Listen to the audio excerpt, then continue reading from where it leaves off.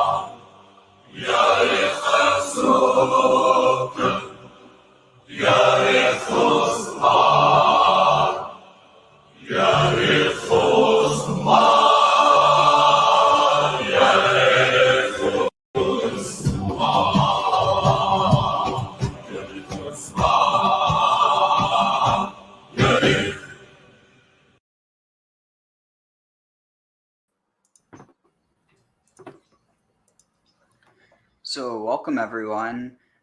This was something that we've been planning on doing for a while, and unfortunately we're having to do it. Well, I mean, fortunately and unfortunately we're having to do it on my channel, but that's a story for another time. Yeah, unfortunately I've been supporting terrorism, so YouTube wasn't particularly fond of that. I was supporting terrorism through sword dance. Isn't that considered like freedom of expression? Like literally you're expressing yourself through dance. No, because you see, freedom of speech only applies to governments. Corporations don't have to honor freedom of speech or any other human right because they're the ones who are actually in charge. Wait, so is that why the government outsources everything to private corporations? Might be part of it. Or maybe the government is just the private corporations outsourcing a little bit of security for themselves. Outsourcing plausible deniability. Okay, so today we're playing a game. It's called Qadesh Quest. It's a free-form role-playing game. I'm the game master. I'll just tell you guys about which of your characters you're going to be playing. So over here on the map, we have the city of Gezer. I'm in the city of Gezer right now, in the palace of Gezer. It's an ancient Canaanite city, ruled by the king Milk-Elu. And he had two brothers, Yapahu, who was the older brother, and Adadanu, who was the younger brother. Graham, you're going to be Yapahu. He's the responsible and well-mannered and charismatic and intelligent brother. And Ariel, you're going to be Adadanu, and he's going to be the handsome brother. You see, Yapahu is very, very ugly. You can see that he's got an ugly face. Everything about him is just super ugly, you know? And then Adadanu, everything, he's handsome, but he's dumb. He's just really dumb, basically. So, to give the context, you brothers, you work for your oldest brother, who is the king of Gezer, and his job is to bring virgins for the pharaoh. So we're gonna hear our quest. If you can share the video I put up. Wait, what's his name? Jeffrey Milky Elu? Just your brother is Milk Ilu. But this is the quest that is from Hanya. He is the commissioner of archers. Kailu, the ruler of Gezer, fast the king, he herewith dispatches you this tablet. Send you, he herewith sends to you Hanya, the stable of the archers, along with everything for the acquisition of beautiful female cupbearers, silver, gold, linen garments, manbashi, carnelian, all sorts of precious stones, and ebony chair, all like fine things. Total 160 demand. Total 40 female cupbearers, of whom there are no defects. So the king or lord will say to you, this is excellent, and in accordance with the order he sends you. I know that the king is here like the sun, for his troops, his chariots, his horses, all goes very well. Amal has indeed put the upper land, the lower land, where the sun rises, where the sun sets, under the feet of the king. Okay, let's just remove this. We can share the main screen again. So you have your mission. Whoop. And here's the map. And here is your inventory. Both of you have access to the inventory. You have 1,000 shekels of silver, 200 shekels of gold, 50 linen garments, 40 precious stones, 1 ebony chair, 300 servings of food, which means every day you're going to have to use 1 serving of food for each person who's in your party. So it's going to subtract by that many every day. 10 guards and 0 virgins. You want to get 40 virgins and bring them to a postal city so they can be sent back to the pharaoh, or bring them to the Jaru, which is the fort where the Egyptian soldiers are, so that they can be brought back to Pharaoh. So, are you ready to undertake this great adventure? Do we have a choice? Well, you could stay in Gezer and neglect the order of Pharaoh and see how much he likes that. That's a valid choice. See how much he likes, his patati shooting you guys. Or maybe your brother will just execute you. But of course, the older brother is Yapahu, which is you, Graham. You get to have primacy of decision, of course, because you're the eldest. Which direction would you like to go? Right now, you are both here in Gezer. There's all these different directions. What direction do you want to start heading in? Okay, let's see here. I was going to say, we can't check out the Hittite and the Assyrian market for virgins in order to compare prices, can we? That'll be a little bit out of your price range, travel. Gotcha. You're just sticking around the kind of Canaanite region over here. Now, which are the postal cities? The coastal cities are the cities. Oh, like the coastal. We have to go to the coastal cities in order to ship them, right? You have to ship them off, and of course, you might be able to find some virgins in the coastal cities. But I think your best bet is to you'll find the most virgins in cities the further away you get from Gezer, because Adadanu saw to the fact that there aren't many virgins in Gezer. I was going to say, Wait, what? Oh, Go ahead, Ariel. Real quick, I was just going to say, is that like saying, you're not going to find a lot of virgins in Las Vegas? Yeah, it's like that. So Gezer is like the Las Vegas of ancient Canaan. And the closer you get to Gezer and the closer their relationship is with Melkilu, the more this valuable virgin resource has been squeezed.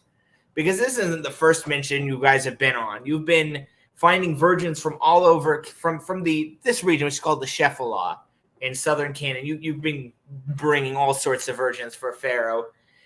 It's basically dried up now, so you kind of have to go a little bit out of your comfort zone. You can go south towards Gath and Lachish. To the east, Jerusalem, Shechem. To the north, there's Megiddo and Akko and Hazor. There's so many directions you can start heading in, or just you can hit up the countryside and see what you can find there. I do have to ask though, do the girls from the Shfela, do they know how to do the Shfela shuffle? Why don't you ask them? We'll see. Remember that you are in the city of Gezer right now, knowing exactly what you know. If you want to experience this world, simply step outside of the protective gates of high-walled Gezer and experience the rural, beautiful roads of Canaan, where absolutely no Habiru are going to raid you. Those Habiru is just a myth. There is no Habiru in Canaan. Yeah, the Habiru aren't real. They can't hurt you. The Habiru under the bed.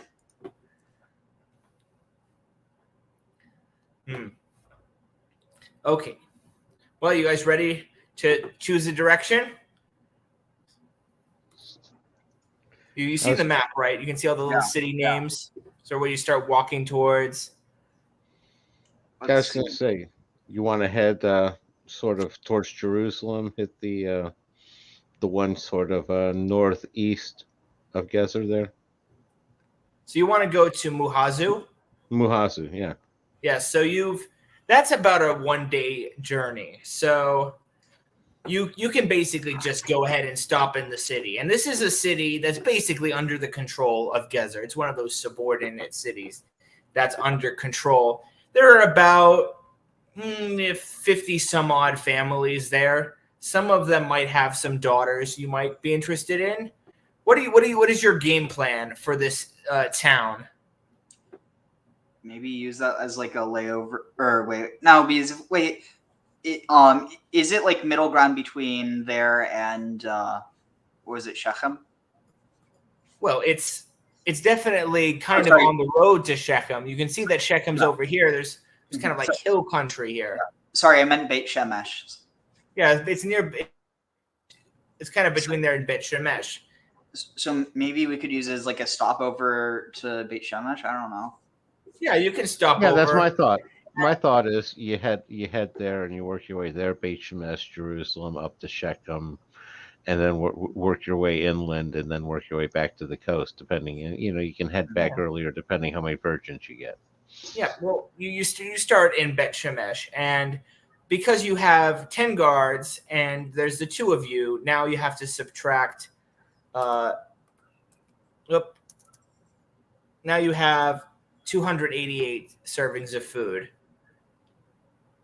So you've used 12 servings of food, but apart from that, you're good.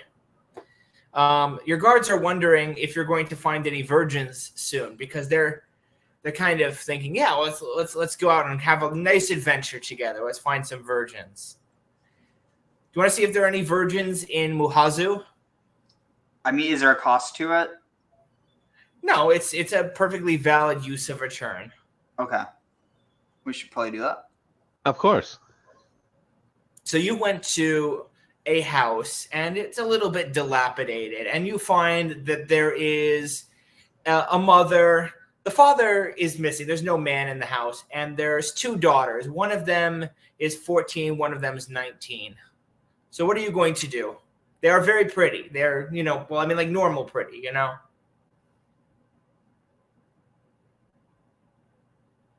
Oh, he must have dropped for a second. Can you just fill the air for a moment? I need to take this call real quick. Okay, 1 second.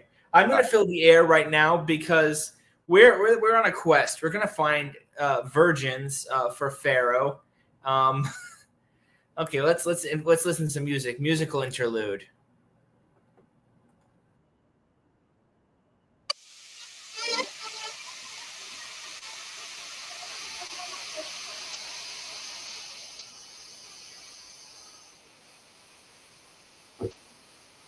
we'll be back after these messages.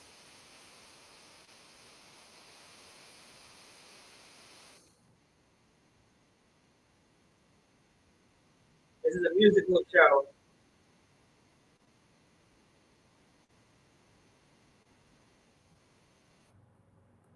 Is everyone back? I am back. Okay, I guess now we're waiting for Ariel. I think he took a call. Let's say that Adidanu he went out for the evening. Yapahu, what are you going to do with these virgins or these women? You don't know if they're virgins or not. How are you going to proceed? I'm gonna sit there and ask the lady if if her daughters are spoken for. Basically, are they virgins? So the mother said with a trembling voice that both of her daughters are not virgins. They were both sexed up, as it were.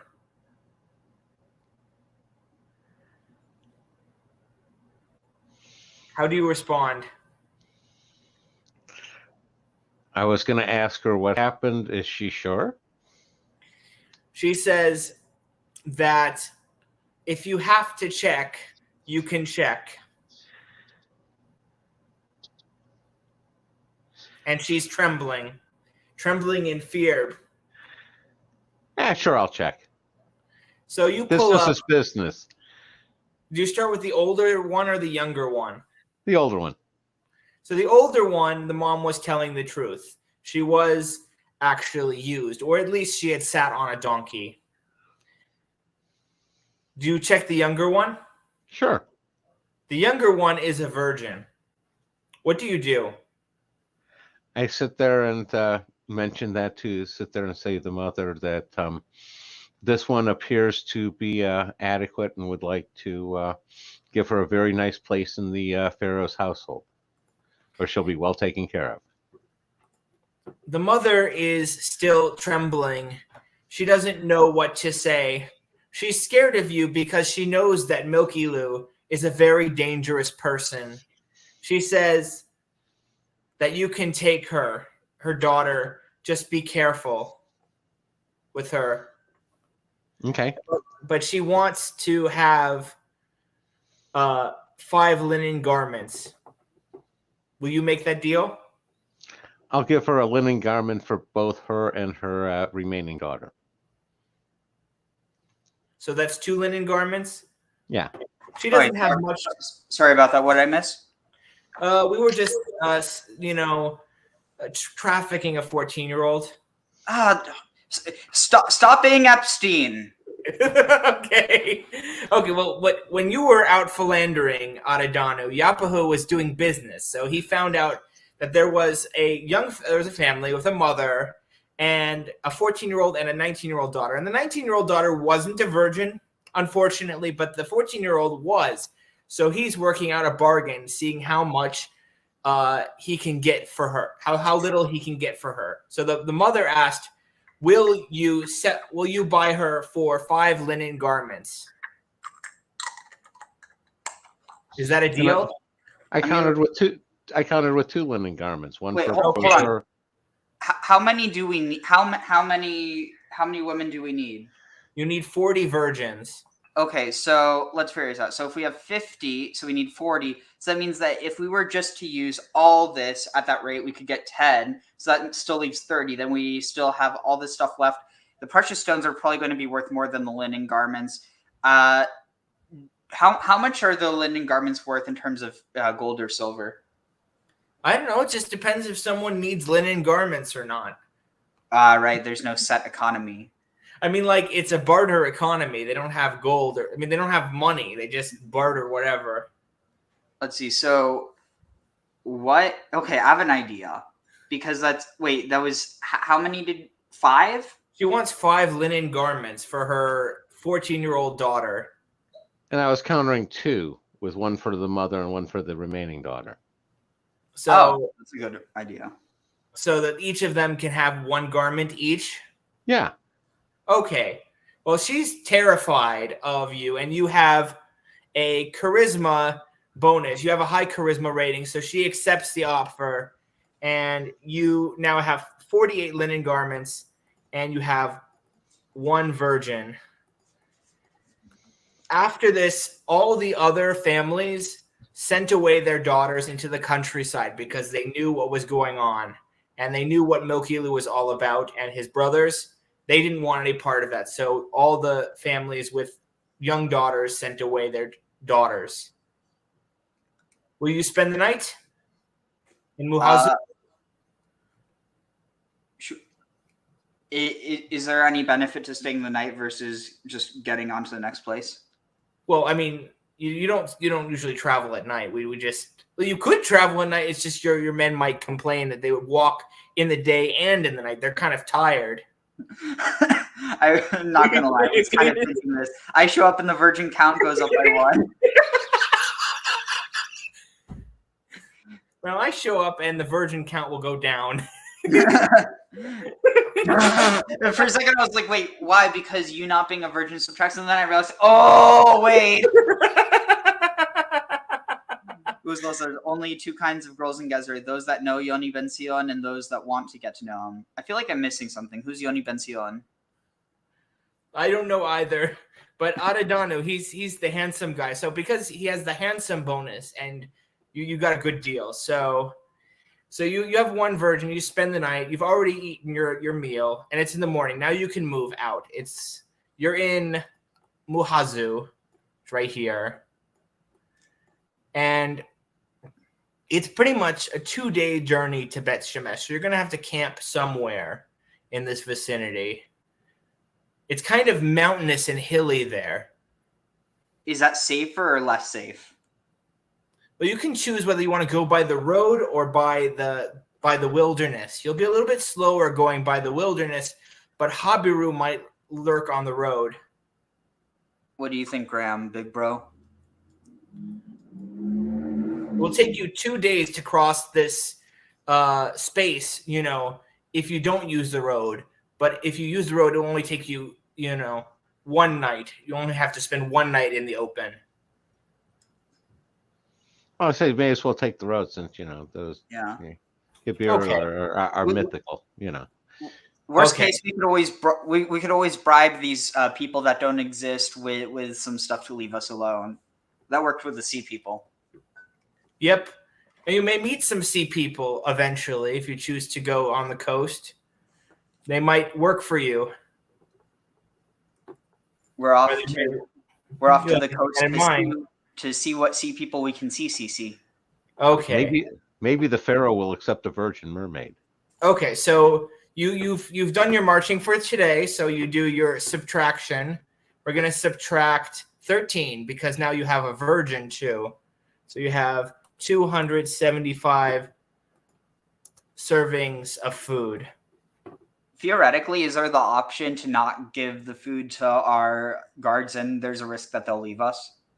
Yes, there's an absolutely yes, but if they'll probably revolt right away if they find you don't feed them when you have so much food. But we need to keep our virgins with a nice girlish figure, so that could be an option. Let's just say that sometimes Pharaoh likes his girls a little bit Rubenesque with a little bit of baby fat on them. I know this is just a game, but I'm still uncomfortable. That's the point of the game. You have the same reaction my brother and my mom and my stepdad did. I just realized something, Graham. According to that one pseudo intellect or that one pseudo scholar's theory, we're like Jesus. We're being like Jesus.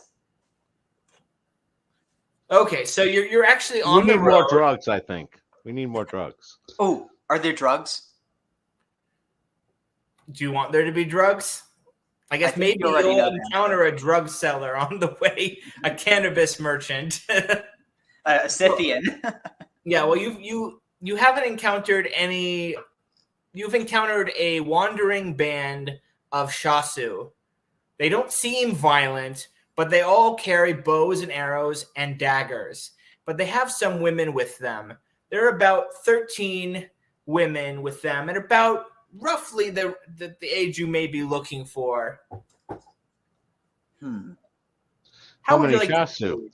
Yeah, so there are 13 women. 13 women and girls of around pharaonic virgin age, and of like armed bearing men, about 15, each with spears and daggers. You have 10 guards, by the way. Wait, is that a euphemism? Spears and daggers? Bows and daggers, excuse me. They have bows and daggers, and your guys, they have this little armor. You can see, kind of zoom in. They have armor and a helmet and a spear. Let's see. So, what are my stats again? Well, I'm looking this up. Okay, I have it. Okay, so I have 0 wisdom.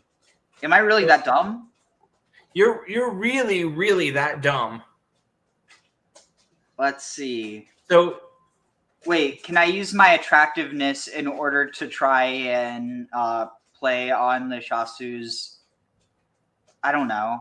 Well, yes. So you start flexing your muscles. Yeah, I'm going to suggest that why don't you go check to see if they have any virgins? I figure somebody with your wisdom is likely to go.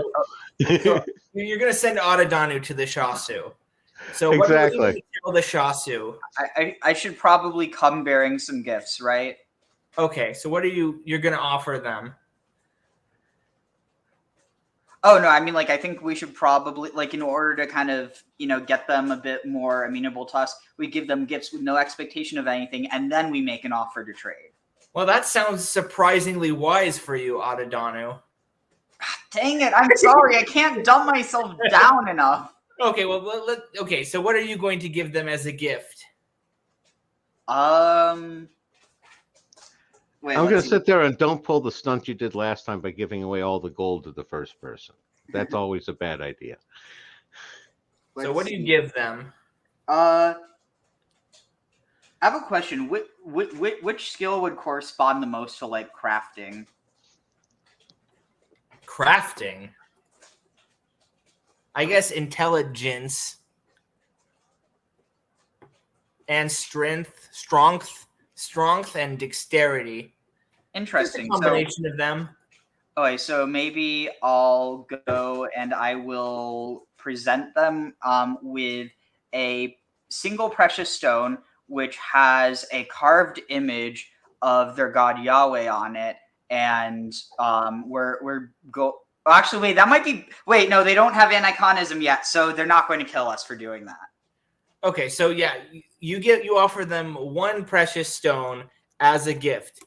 They say thank you, and to reward you, they have given you a full serving of 25 more servings of food. They have shown you hospitality, and you're now sitting by the fire eating your roasted lambs, your roasted, fatlings, your fat kids, sieving, in mother's milk or whatever. For added fertility. Yes, of course. So you're just getting to chatting. What do you chat about with these? They start talking about, the road, and, talking about their goats and how much they like their goats, and, just goat stuff, I guess. And they're talking about, one of them starts talking about their daughter, and they were thinking about giving her in marriage, to a merchant. And it comes up that she's a virgin and she's chaste, and she's 16 years old. So about right time for marriage, maybe a little bit late by Shasu standards. How do you respond to this natural development of conversation? What's the word? Not motion. I'm going to rely on my older, wiser brother for that. Okay, so Yapahu, what do you say to the Shasu chief? I'm going to sit there and ask, is that the best offer that you have available for her? Because I may be able to arrange a better marriage for her. He says, very interesting. Like, what kind of dowry can you offer for her? I could get her potentially into the pharaoh's harem. What kind of dowry do you need for that?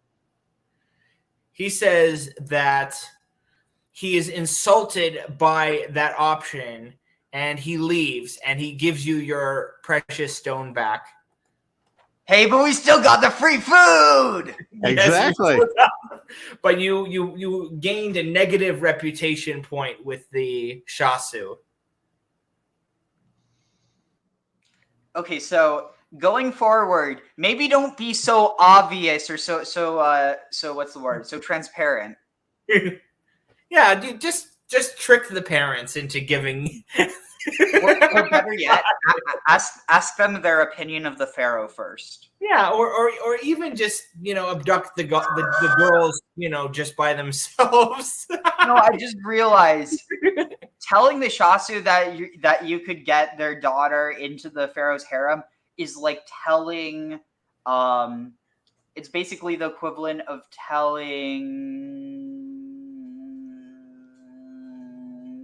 I don't know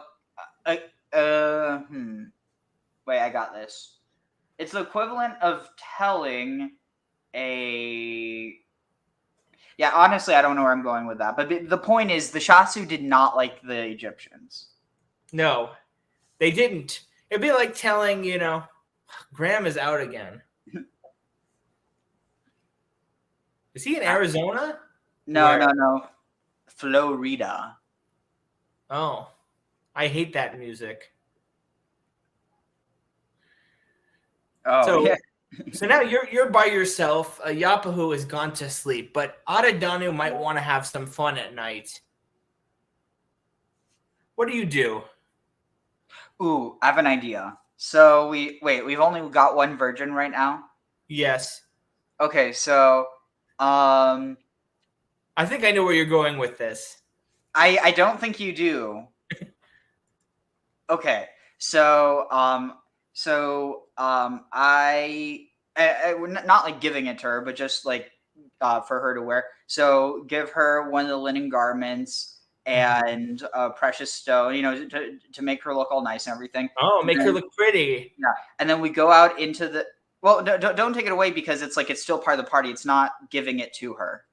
Well, if she runs away, I guess then I'll take it away. Okay, fair enough. So, okay, so then we go out with, let's say, maybe two guards, and go out into the town square. Never mind. We're in the road. Well, you're in the countryside, but you're within walking distance of Muhazu. You're slower when you go as a whole group because you have a virgin with you. Because virgins are slow, I guess. But you're fast. Your stats include that you're fast. You have dexterity. So in that case, is that actually never mind. That would only work if we're in a city with walls. I feel like that's an easy way to get what's the word? Highway robbed. Yeah, well. Yeah, I think maybe we should just join Yapahu and going to sleep. Okay, so it's the next day. I'm assuming you guys are wanting to go the rest of the way to Bet Shemesh. Mm-hmm. And this is your first independent city. So Bet Shemesh is really interesting and unique because it's a city ruled by a woman who's not a queen. She's the queen mother, the Lady of the Lions, who directly reports to Queen Tia, who is the pharaoh's wife. Interesting. It's mostly just got soldiers there, pretty much. And they're wives. Are any of them virgins? Soldiers? Some of the soldiers are virgins. Do they have to explicitly be female virgins? Yes, they do have to be beautiful female cupbearers, in case you didn't remember the intro. Okay, what if we get some male cupbearers and dress them up to look as beautiful? Is that how we end up getting killed by the pharaoh? Well, you can try it. And Yapahu, do you agree with Adadanu's plan? No, I'm not sure that simply cutting off some parts and sticking some others on and changing some clothes is going to convince the pharaoh. So the lady. I didn't say it would convince the pharaoh. I'm asking, do you think the pharaoh would like that?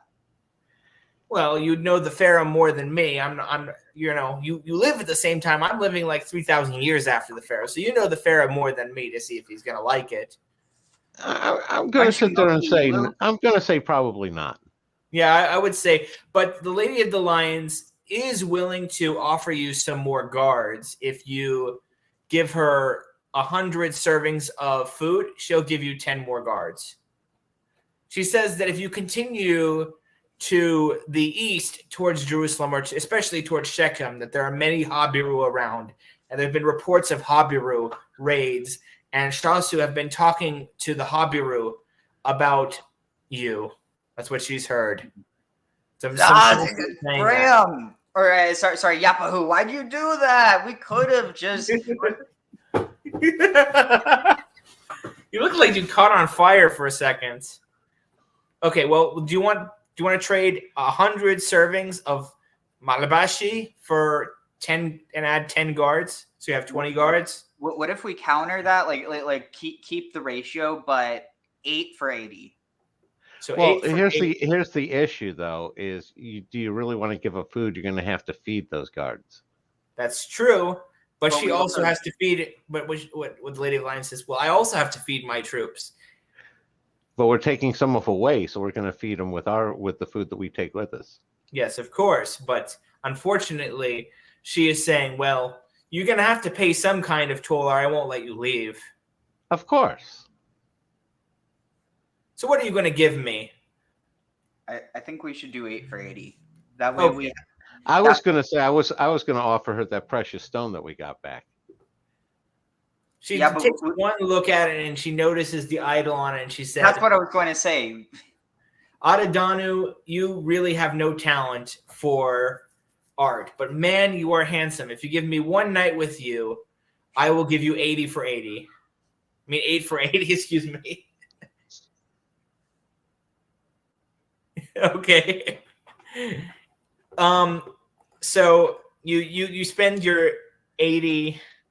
So you have. So what you did, let me do the math. 220 for the 80, and now you have 18 guards, and you also have to subtract for the 10 guards you had and the 1 virgin. So, and your 2, so you would be 207. You're down to 207 servings of food, and you get to keep your precious stone. And you find out as you're deep in the Lady of the Lions that she actually was a virgin. Not that you could have brought her anyways, you know. Wait, how old is she? You know, like in her 30s. Interesting. Wait, so She I've just got a few questions here. She has all that power and she's still a virgin? she's waiting for the right person. Can I get her number? Wait, can I get her number and try to like become the first man of Bet Shemesh. Wait, are we in Beit Shemesh already? You're already in Bet Shemesh. It took 2 nights. Oh, It's not that far. Like even today, you can walk. You know, between Gezer and Bet Shemesh, it takes probably about 8 to 10 hours just walking today. yeah. Let's see. But yeah, praise the sun, Beit Shemesh, the house of the sun. Yes, Ra is the sun god. Ra is a fun god.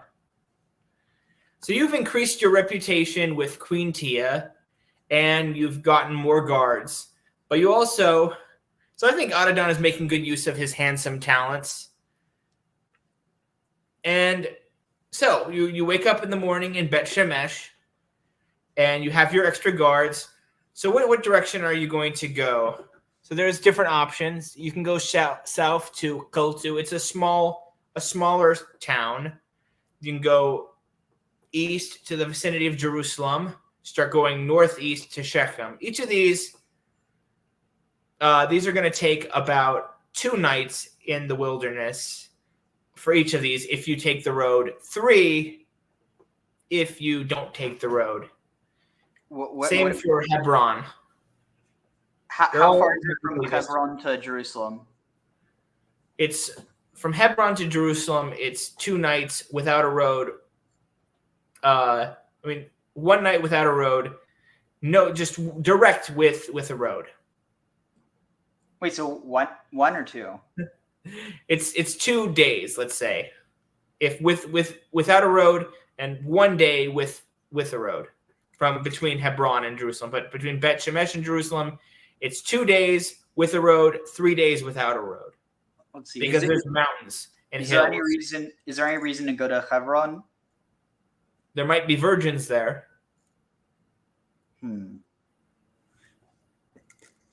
Or you can start heading around the vicinity of the Shephelah. But you've heard rumors of virgins in Shechem and the area around there, and in Jerusalem as well. But also rumors of Habiru. And there are also a lot of, farms.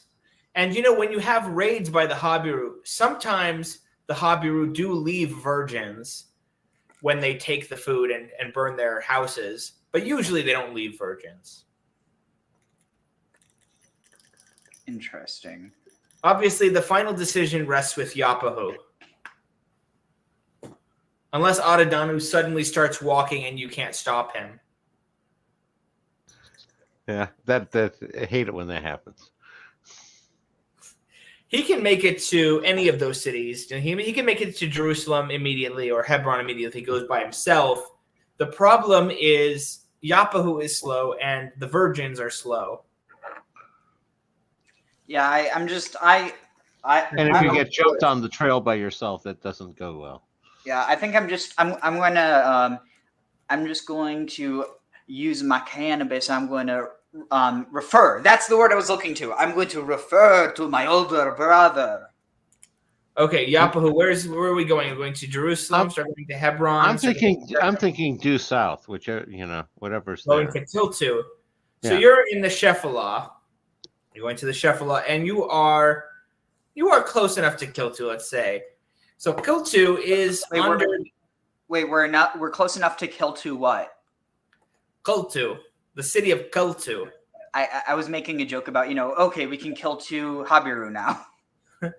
So the city of Kiltu is under the jurisdiction of Queen Shuardata. And she actually does not want to receive you. You're outside of the gates of the city because the city has walls, not big ones. But she says, hey, we don't want to let you in. We know what you're here for. We don't want to let you in, basically. So what do you do? Ooh, wait, this is another lady? Yeah, it's another queen. Yes. I was going to sit there and say, send you in and say we're here for fun time. So she's an older lady. So you climb in over the walls. Wait, what? I didn't say that. What if we shout back? We just need a place to stay the night. So she says, yes, but you'll have to give up all your weapons when you come in if you want to do that, and you'll have to pay me a tribute of 20 shekels of gold. Okay, is there any way we can sack the city? Why don't you figure it out? The city walls are about 10 feet high. They're kind of like little bitty walls. They're not particularly impressive. But she has soldiers in there, but you don't know how many. Shit. I don't know, bro. Try to have dinner with her. Cook some dinner, take it in. So Adadanu so you're gonna come out with like a plate of dinner. How are you gonna be dressed? Your eyeliner. Yeah. Eyes preened, wearing whatever basically the real life equivalent of Joseph's multicolored jacket or whatever. Everybody wants it. Everybody wants what's in it. So Shuardata allows Adadanu to sleep in there, and she takes the serving of food. And I'm assuming you both are having food, so it would be 5. And then it's also 18 guards. So 18 guards, 1 virgin, that would be. Oof. I'm really bad at math. Oh, 280. I mean, 185. 185 servings of food. And all the soldiers are out there. So it's in the morning, and Adidanu is still in the city, and Yapahu is still outside the city with the guards and the goods. What are each of you going to do? You're not able to communicate with each other. Let's imagine you can't communicate with each other. Oh, I know. I'll ask her where she recommends we go we ask her for the lay of the land, like, you know, what resources or like what's around the Shvela. She tells you that if you want to get anything, you should go to Abdi Heba and ask him to give you what you want. Well, we got to go to Urushalim. You go to Jerusalem and ask Abdi Heba. So Yapahu, you didn't hear anything that she said to him because she's in the city with Adidanu. So what do you do? Adidanu is taking a long time to come out. What do you think you're going to do? Oh, he's back. So you weren't in touch with Adidanu. He's taking a long time to come out. You don't know if he's alive or dead. So what do you do? I'm going to have 4 groups of 2 soldiers start doing a quick survey of the local farmlands to see if they can find any prospective virgins and such. So the soldiers round up 8 young women, and simply just rounded them up with force. 8 young women. How are you going to proceed with that? Are you going to check if they're virgins or not? Business is business, sure. So you pull up their tunics or kilts or whatever. And unfortunately, while 7 of them were virgins, one of the soldiers was caught red-handed. So 8 of them were, but then one of them isn't now. Yeah. So you now have 8 virgins from the land around Shuardata. And what are you going to do with the guard who disobeyed his command? Question. Can we turn him into a serving of malbashi? You can turn him into 10 servings of malbashi. You know, I think we should keep him alive until we can get another guard. That way we keep 18. Yeah, you always got to keep them at about 18. But Yeah. he's the one that goes in first. Yeah, send him in first. So are you gonna send him to rescue Adidanu? Wait. Rescue me? Are you wait? Yeah, that was kind of in the back of my mind. Are these like local women? And then when whatever her name is finds out, then she's going to. Yes, Shuardata found out about what Yapahu was doing, and now she's holding Adidanu hostage. He's on the top of the wall, the tall wall that's 10 feet tall, and she says, "If you do not do exactly as I say, I'm going to throw Adidanu off the wall, and he will surely die." Motyumat. So what do you do, Yapahu? Oh, I'm going to definitely get the soldiers underneath him and say, go ahead and toss him. A 10 feet fall, that's like jumping off a roof. So she tosses him, and he falls on the guard, and one of the guards, not the one that disobeyed orders, but just a different one, broke his neck. And he didn't die, he's just permanently maimed. So you can leave him, to die, or you can stay around and take care of him. But you're probably just going to leave him to die. Wait, if he like, can he get better, or is he basically just permanently maimed? Well, you can find out. Do you want to try finding a healer for him? I mean, it's either that or 10 more malbashi. What do you do, Yapahu? I'm going to let him try. I'm going to let my brother try to find a healer and decide.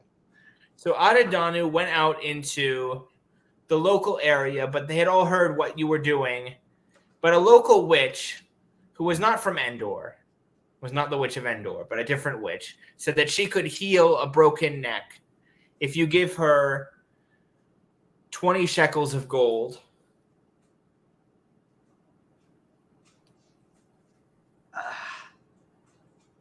You think he's worth it? I honestly don't know. I don't think he's worth it. Oh god, I mean, this is just a game, everyone. Just a game. We need 10 more Malbashi. So you make 10 more servings of meat. Soylent Green. And And you I have no idea guard. what happened while my brother was gone. Yep. So you have reduced your reputation with the guards by 1 point. Wait, but how? They don't know. They don't know what happened. Well, they saw you butchering him. No. I butchered him. What? Like at the witch's tent. So they all they know. For all they know, he just died. But Mr. Red Hands, he caught you. Oh, because I'm not too bright. You're not too bright. Mr. Red Hands, you know, he caught you, and he told the others. So you have 17 guards now. You have more meat, but you spared the gold. You still have all your gold. And you have 8 virgins. That's pretty good. You only need 40 virgins to win the game. So Let's we head over to Jerusalem now. Yes, you can head over to Jerusalem now. Okay. I'm gonna play a little video. All right. On it. Okay.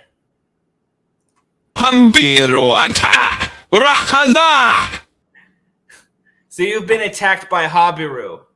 What battle strategy are you going to use as they start overwhelming you, shooting arrows and spears at you and like slings and shit, you know?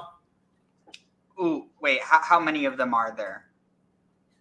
There seems to be about 20 of them. I think we should try to bribe them and then hire them as guards.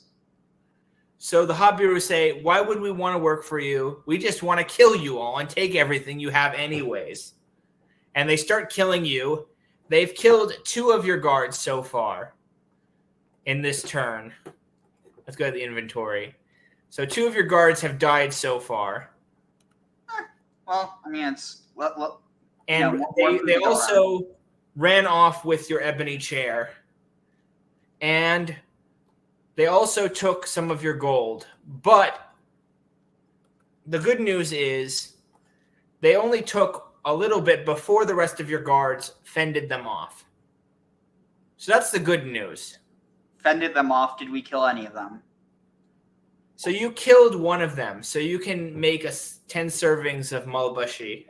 Oh, don't forget the 2 who died. So that's 30 That's 30. Yeah, 30. Good job. And I think that the soldiers are starting to notice a trend that you're using Soylent Green as people. And also 5 more guards defect. So you're down to 10 guards again. Wait, can we hunt those down and get more Malbashi? Well, you can send your 10 guards after. You can try to send them, but they say, no, we don't want to go. And also one of the virgins ran away with the guards. Dang it! And you can't chase her because she's probably not a virgin anymore. Well, you can chase her, but she's not going to be any use. Other than 10 Mobashi. Well, she'd be a little bit slighter, more like 5. She's on the younger side. Okay, so...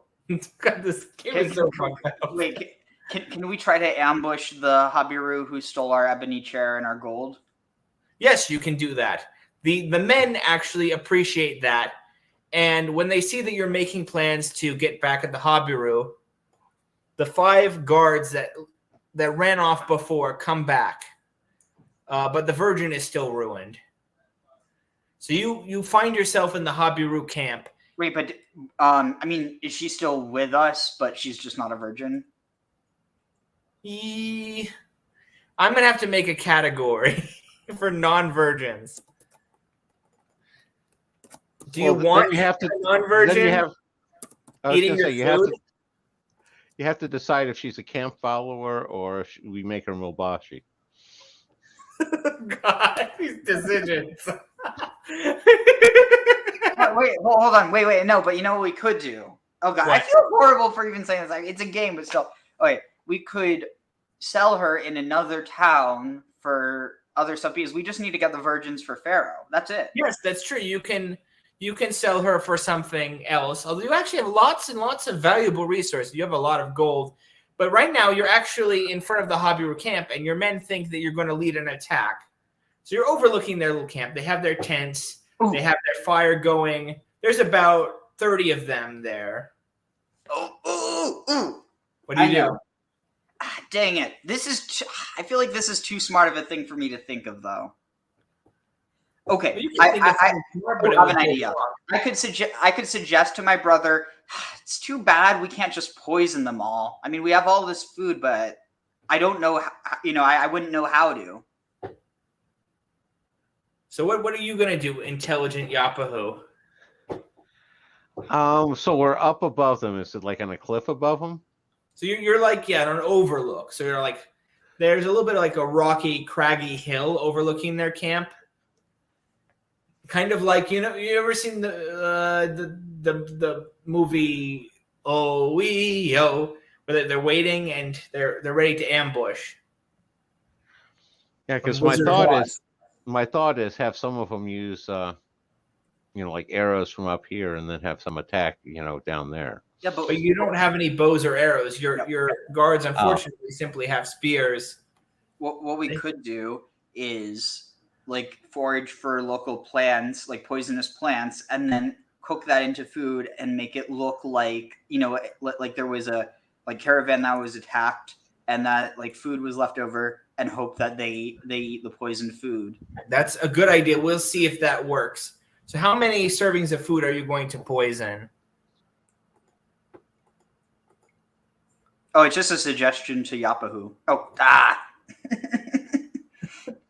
So Yapahu is sick, and Anadanu has to make the decision for himself. Or let's say Yapahu sprained his ankle.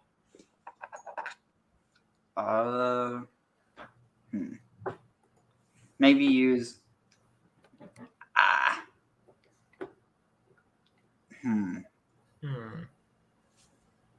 I honestly, I don't know. Maybe like let's see. So there's we don't want it to be too obvious. So there's like 19 of them. Okay, he's better. He's better. There are 30. There are 30 Habiru. Wait, you said there were 20 last time. There were 20 before, but now there are 30. They went back to their main camp where there were 10 other guys. All right. So maybe like they outnumber you 2-1. Maybe you have better weapons and armor, though. Maybe we wait 2-1. So then maybe 15 to get that back to a 1-1. So you want to poison them. You poison 15 servings of food. And let's assume that you poison them, but one of your guards accidentally ate a serving of the food, and he got sick and died also. Wait, hopefully that was the bad guard. Unfortunately, it was one of the good guards, the ones who was still loyal. He was the dumb guard. Wait, so in that case, if we were to turn that guard into Malbashi, would it poison anyone who ate him? Yes, it would count as 10 servings of poisoned Malbashi. Wait, so in but that you've case, already prepared your poisoned Malbashi, though. But you more servings. Wait. But he could have eaten it while we were preparing it. Well, he actually ate it after you prepared every serving. Oh, what a fucking dumbass. Yeah, I know. He forgot that you were poisoning it. So, maybe. And now he counts. Ooh, I know. Okay, we could throw him in as part of the setup, like make it look like he was ambushed. Cool. So the Habiru find, they're maybe our brothers, ambushed these guys, but they left this meal. So they start eating it. And 15 of them die and start getting sick. And they're all really wary, the ones who are not sick. But you attack. Are you going to attack them? Yeah, but yeah, I think we need to attack with all the guards and everything. Just jump them. So it was a tough fight. So 2 of your guards are wounded. One of them gets struck, and he has a mortal wound. He gets struck in the liver, and he immediately dies, or at least dies after a couple of hours of agony. You know he's done for. The other one has a minor scratch on his testicles, and he might live.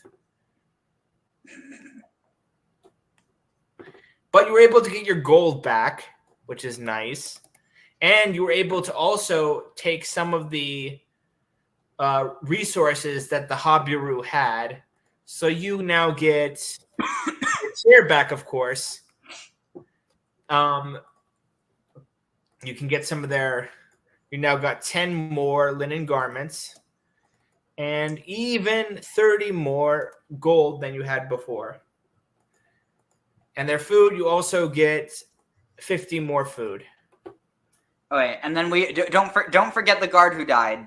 There's a guard who died. I guess so one of them absolutely died. The other one is a minor injury in his testicles. How are you going to proceed? Are you going to keep forcing him to march? Are you going to send him back to Bet Shemesh to recover? Does Addis need a new priest? Well, you might have to send him to Syria for that. Anyway, you haven't much time because you only have enough time to get it before the pharaoh starts complaining, "Where are my virgins?" So, what do we do? I was going to say, where are we at right now? Are we at Jerusalem? You are at the Habiru camp, Okay. which is just northwards of Jerusalem. Let me show it on the map. Or, I mean, just why south. don't we take him to Jerusalem and drop him off there then? Okay, so you go to Jerusalem and you meet with Abdi Heba, who is happy to be at your service. He lodges you all in the palace. You don't have to use any of your rations. He gives you and all of your men enough food, and he sends his healer, and you get your guard back. He's a real righteous Melchizedek. Yes, he is. And when you leave, you find out there are 2 fewer virgins because 2 citizens of Jerusalem stole into some of your virgins' quarters at night and, well... Ooh. I think that we should demand restitution, or maybe not demand, but we should kindly request restitution from Abdi Heba. Abdi Heba is appalled at the injustice, and he brings the 2 citizens of Jerusalem before him and puts them to death.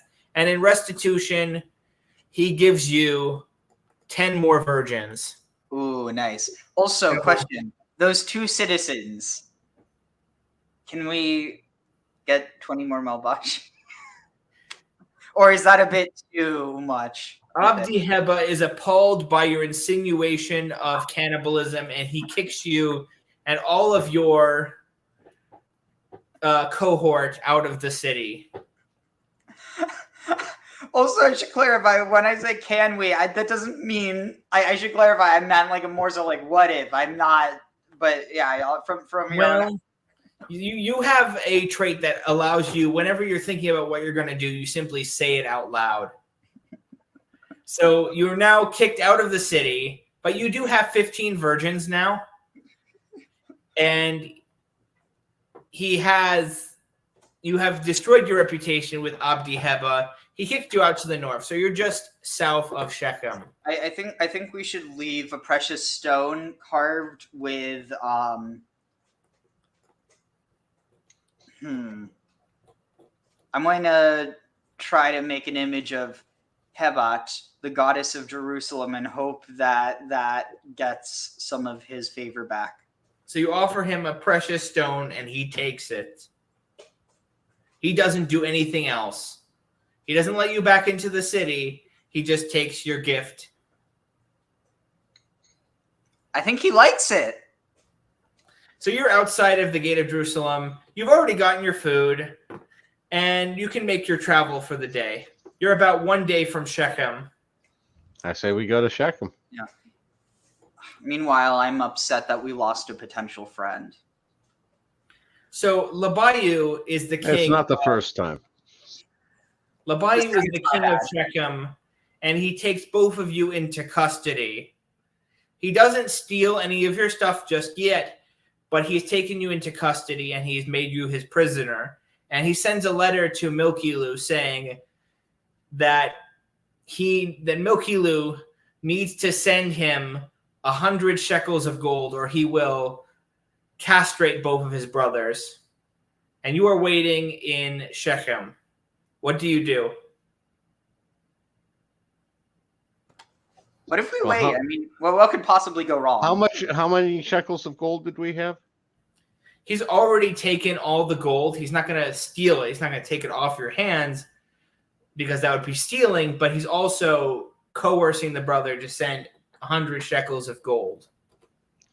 What my thought was take our gold and ransom ourselves. But he has your gold, so you can't ransom yourself. Ooh, I have an idea. Is Labayu a superstitious man? Perhaps. I think we should try to find a way of, and I'll leave this up to my smarter older brother, but we should try to figure out a way of getting him to, be afraid that the gods are cursing him for taking us hostage. How are you going to try that? Actually, I was thinking about explaining that we're on a mission of Pharaoh, and it's not a question of him pissing off our brother. It's a question of him pissing off Pharaoh. Good idea. You also actually have the seal of Milkilu. It's a secret item that Yapahu has. And you show it to Labayu. And he is intimidated, but he's also kind of on the edge of rebelling against Pharaoh. Wouldn't it be the seal of Pharaoh? You said the seal of Milkilu. Yes, but the seal of Milkilu has a little cartouche of the name of the pharaoh on it. You see, because Milkilu is one of Pharaoh's most trusted servants on a special mission. So Labayu is very intimidated, so he agrees to let you go if you give him 500 shekels of silver. Otherwise, he will put you to death. Will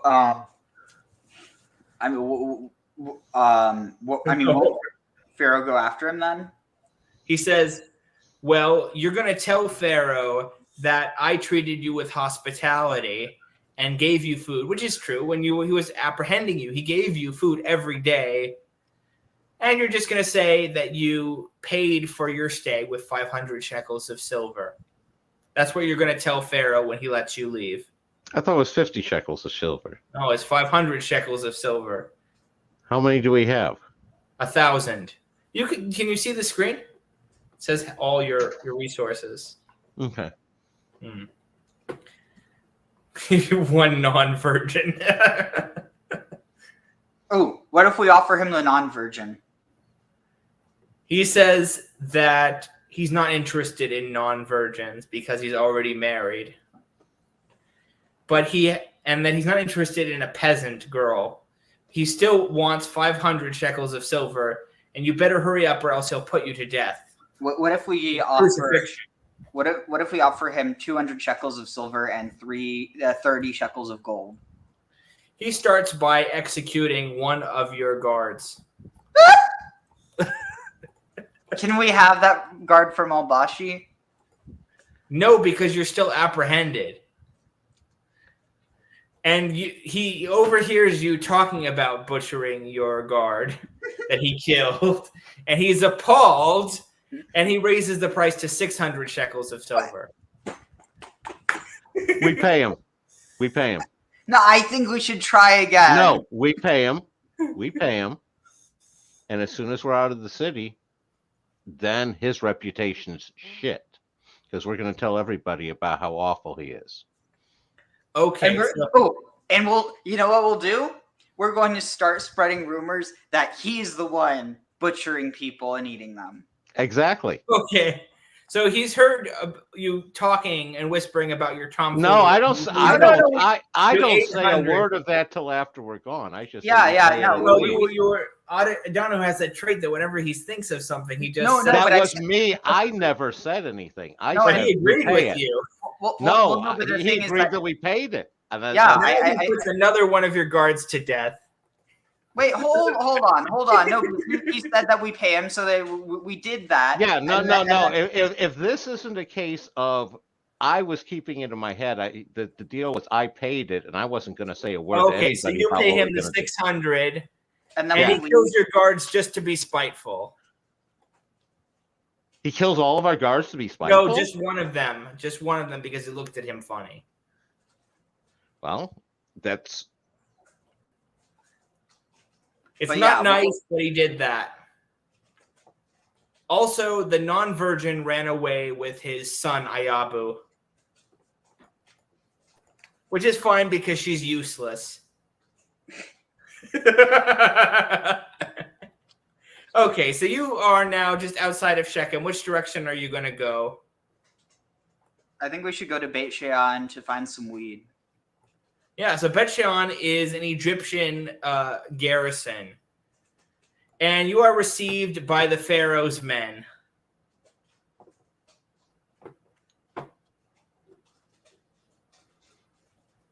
There's a captain named Adiah, who's a commissar in Bet Shean.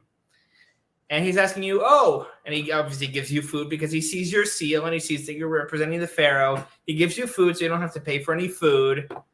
And he's an honest commissar, and he's wondering, hey, how did you fare with Labayu?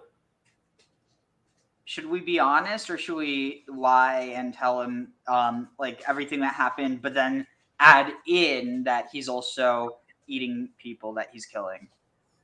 Well, you can say that. You don't need Yapahu's permission to say whatever you think. No, I know, but like I'm like whispering to him, like, hey, what should we do? Who are we talking to? We're talking to the commissar, the Egyptian commissar at Bet Shean, because Bet Shean, you can see there's a little ankh there. That means that it's an Egyptian fortress. Yeah, we're going to update him about the just the evil that's happening in Shechem as far as, executing the guards, just willy-nilly, just grabbing people hostage, again, including the taking people and cannibalism as well. So Adiah is appalled but not surprised by your accusations against Labayu. So he sends a message to Yanhamu in Sharuhen, aka Yanhamu the extorter. And he said, and this message is being carried, so it's going to take several days before it reaches, but he's sending it in his fastest chariot. So there are also some Pitati, and he says, we don't have enough soldiers to invade Shechem right now, but we want to invade Shechem and overthrow Labayu and put in a new king. Because Shechem should not be interfering in the pharaoh's important mission. It's not appropriate for a vassal king to do. Agreed. And I look forward to coming back and helping with that one after I get Pharaoh's virgins back to him. Mm-hmm. And I think to myself, legitimately thinking to myself, not saying this out loud because I've learned that's not the best thing to do. I wonder, can we then turn Labayu into some Malbashi? Well, you really, just one person would be a small thing. He has a city of about, it's a pretty relatively major city for Eastern Canaan. It probably has about 5,000 denizens to maybe like 10,000, and a lot of them are armed. I don't think you're going to handle it with 11 guards? Oh, no. What I was saying is once they take over Shechem and kill him, if we can have the body to make Malbashi. But I feel like if I say that, it might give away the fact that we were the ones doing it. You were the ones who were the cannibals. Who would have expected that the sex traffickers would have been also cannibals? Well, we can ask for the body in order to put the head on a stake, and they don't need to know what happens to the rest. just watch. Some Christian fundamentalist is going to watch this and be like, "Oh, see, I know those Baal worshippers were cannibals." Yeah, well, you guys are. Actually, to be honest, the Canaanites would be as appalled as anyone by cannibalism, probably. Not because it's inherently immoral to kill people, but it's ritually impure to eat a human. We may not be cannibals. We may have been feeding all of that musashi to the guards. The troops. You're not person. You're feeding the guards to other guards. Oh, the guards are also talking to the Pitati, who are the pharaoh's Nubian archers as well. But your reputation is improved with the Egyptians. I think we should probably make sure that none of the foraged melbashi is being eaten by our party, and that we should just be selling it off at any from now on. Any place that we end up at, we should just sell them our excess meat, which is actually not excess; it's just human. Right, I would recommend our special recipe bubashi. Got it. I would recommend. So also, in Bestian, Adaya recommended that you get some virgins from the vicinity of Hazor and the Sea of Galilee, because these regions are under direct Egyptian control. He can send out Pitati to help you take some virgins if you would like, and it would be free. Free virgins? Who turns down free virgins? Sure. So you get now you are at 27 virgins. Let's just give you 30 virgins. Let's give you 30 virgins. And you basically cleared out this area, but you've also screwed up your reputation with Abdi Tirshi, the king of Hazor, but not that much, because he doesn't care about his people. He more just cares about money, or the Bronze Age equivalent of money. So you can go in different directions. To the east, there is Pahilu across the Jordan, which could be a treacherous crossing.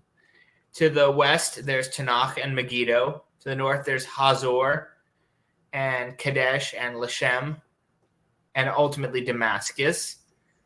To the south is Shechem. I wouldn't really recommend you go there right now, because he's mustering his troops for a rebellion against the pharaoh. What if we go to maybe Tanakh? Oh, they were saying Hazor is a good place for virgins, so why don't we head up there? Well, yeah, but we can go to Tanakh, then Megiddo. That they each look about just a day's walk, and from there you can very easily walk to Tanakh. It's very close to Beth Shean. Okay, let's do it. Wait, what's that? Gina? Yeah, the Gina is actually just right there on the border. Let's say you can stop over in Gina. That's under. The problem with Gina, though, is it's under the jurisdiction of Labayu. But the citizens don't know that you have a bad reputation with Labayu just yet, because they haven't yet received word that Labayu is mustering his forces. And there may be some virgins in Gina.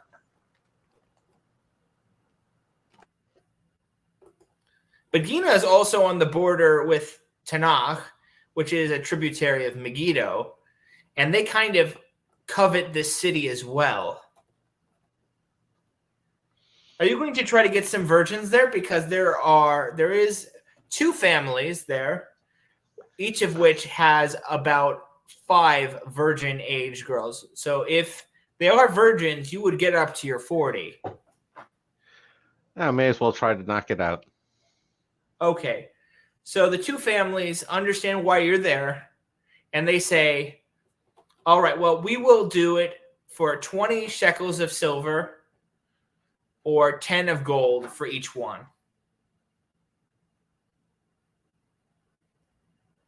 And there are 10 on offer. So that would be 200 shekels of silver or 100 shekels of gold, or some ratio between the two.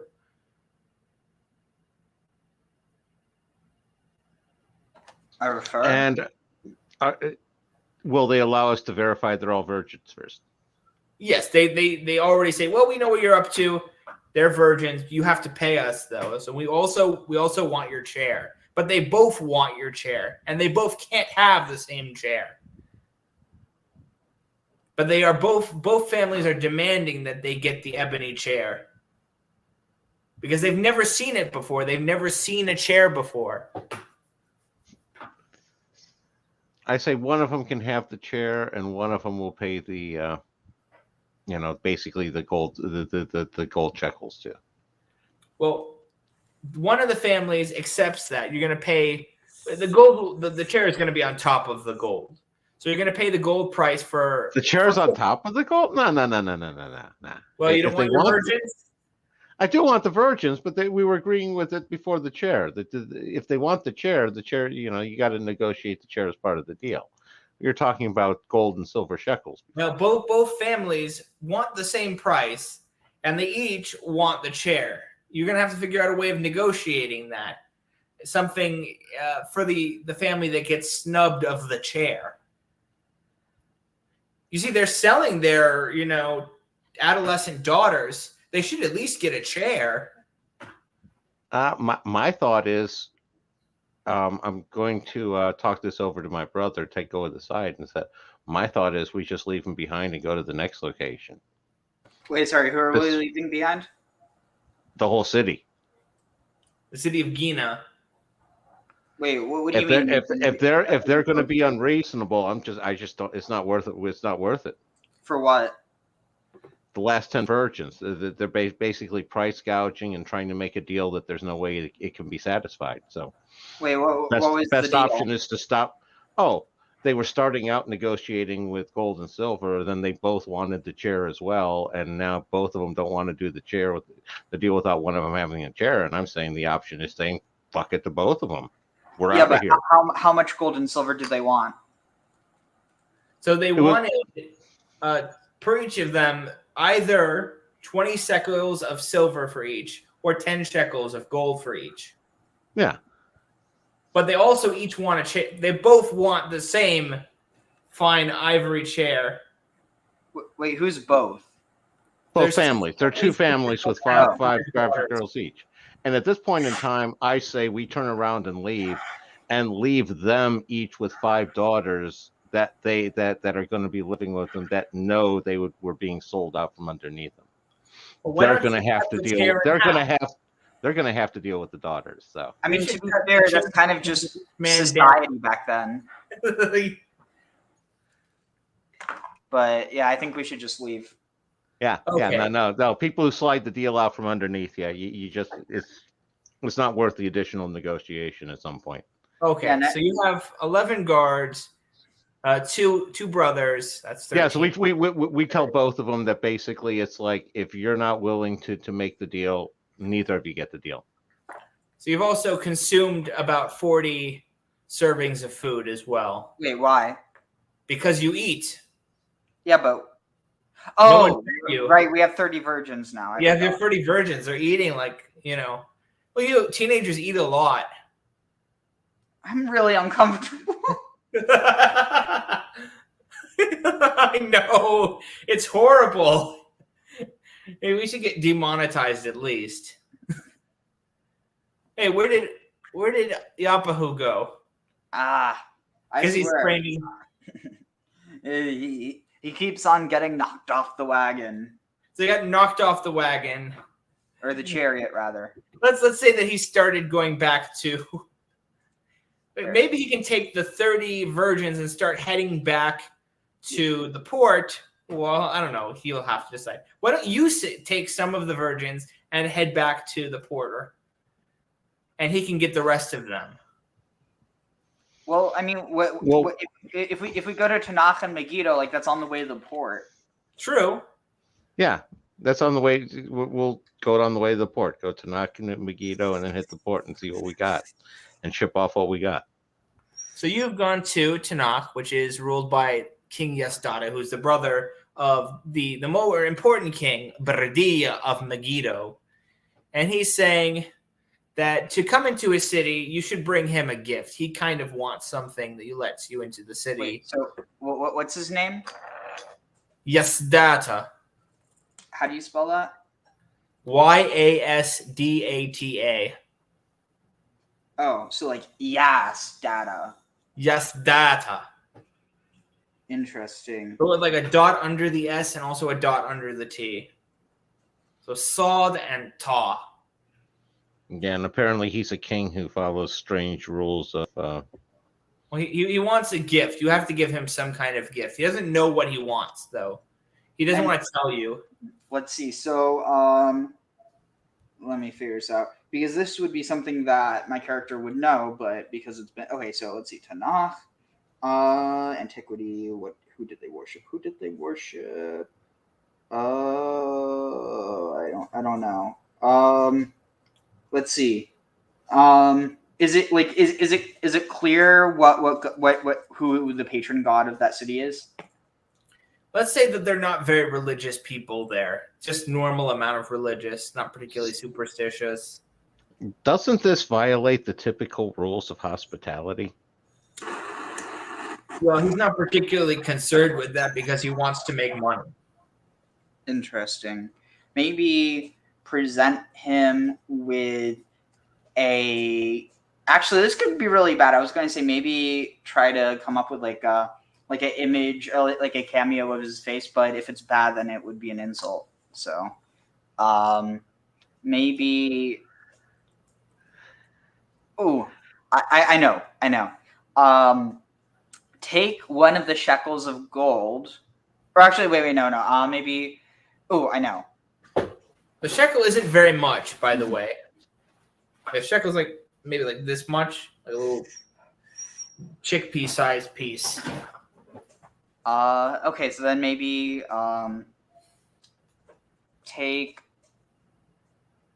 just take a precious stone and inscribe present it with like carve into it his His scarab? Scarab, and then it has his name on it that can be used like as a wax seal or stamp. Oh, he really likes that. And he gives you bread and oil. So, and he feeds your troops basically. So you don't have to feed them when they're in the city. So the city is a medium-sized city, about 1,000 families. What do you do when you're in the city?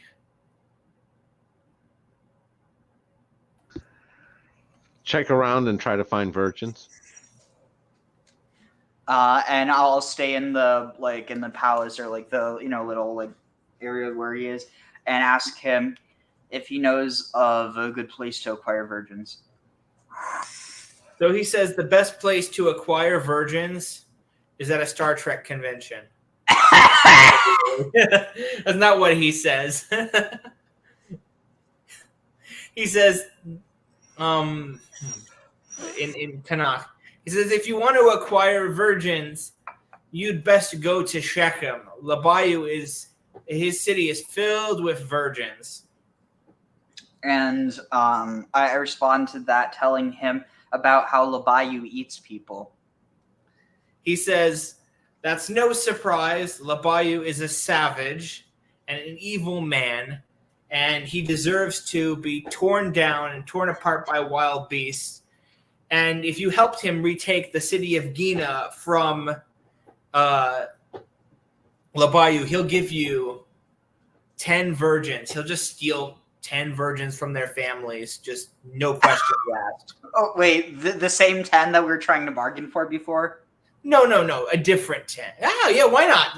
You can tell them about that, what happened, and it defends his sense of justice. And he says, if you help him take Gina off the hands of Labayu and fight in the battle with him, he will give you the virgins.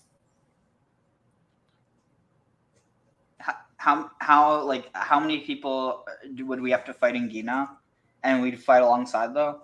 So there is right now you don't know how many soldiers Labayu has sent to reinforce Gina, but you do know that Tanakh has 200 infantry and 100 chariots, and Bir Yedia has just arrived with 200 chariots and 1,000 infantry. I think we should go help. Well, you can give them help. And he also gives you each a chariot for the battle and a compound bow as well. So you can fight on a chariot. Well, I assume a charioteer to drive the chariot for us too, because that's Yes, how it works. yes, of course. A charioteer slave, of course. So, do you want to participate in the battle? What do you think? Yeah, I say yeah. All right, yeah. And of course, your virgins are staying there in Tanakh while you're out fighting the battle, and you're subordinate, so you're not really giving orders. On the campaign, you end up losing 5 of your guards, so you have 6 guards left, which is good because that's less servings of food you have to feed. Wait, you think it might be bad for PR if we turn those guards into Malbashi? I would say it would be Probably a very. good point. I would say it may well offend, Yesdata. Yeah, Yeah. let's not. And you obviously don't lose any of this. In fact, you gain some of this. You gain some gold from the city that you take. You get your share of gold and silver and linen garments. This is good news. Let's do a victory song. Blah, blah, blah, blah.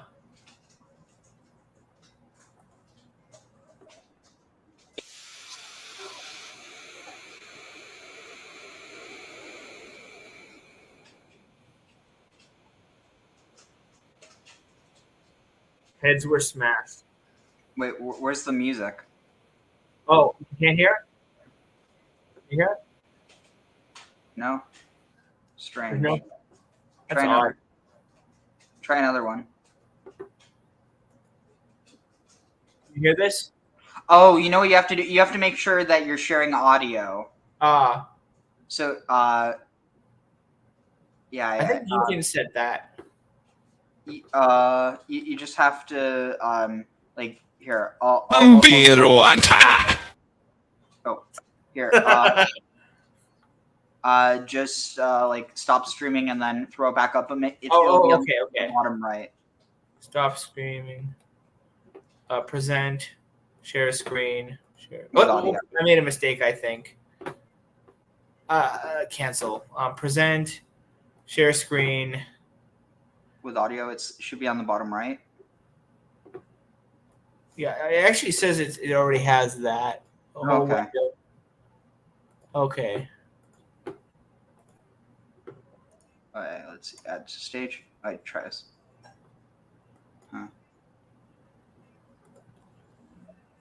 Maybe just share the link into the private chat, and then I'll try to see if that works.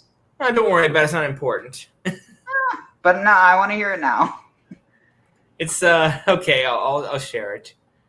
As if anyone was actually watching it. I mean, there's 9 people watching. Really? I don't know how many of them are actual people versus bots, but. Hello, bots. I know a little bit of bot. Beep, boop. beep, boop. Do you know that there are robots in Ancient Canaan? Wait. Oh, this is there's a prompt, so it's. Yeah. It's on Suno. Okay, let's see. Graham, let me know if you can hear this.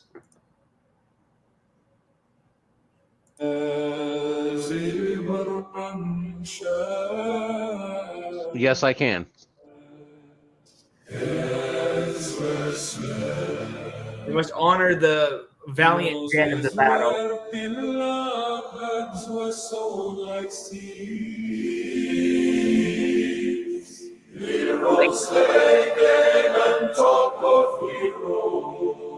What a brave, heroic battle we fought for those virgins.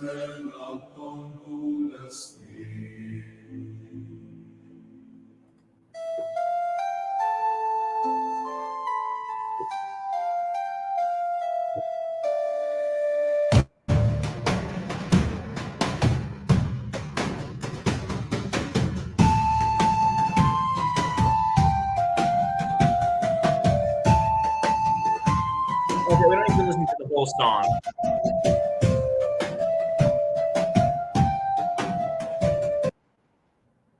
Okay, you can go back to the main sharing. Okay, well, the long and short of it is you managed to get your 10 virgins, and you increased your reputation because of your heroism in the battle. So you have good reputation with Biridia. So there are different options for going to the coast. You can go to Yapu, or you can go to Sharuhan in Gaza. Or you can just go south to Charu, which is just in this direction. Where were you? Oh, you're in Tanakh. But the important thing is they have to either get on a boat or get to Jaru so that they can be taken to Pharaoh. So can we? It could be any port. Yeah, it can be any port.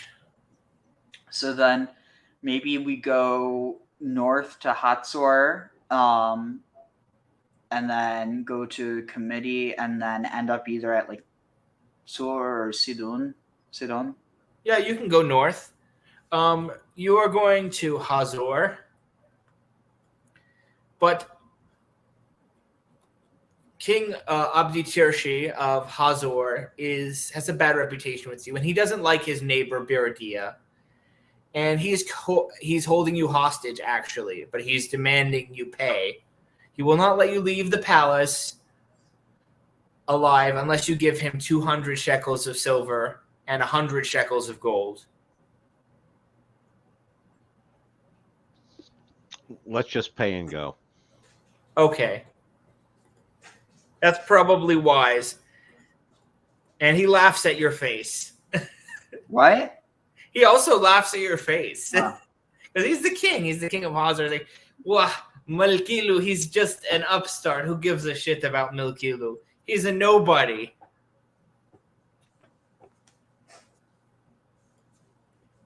Are we out of Hatzor yet?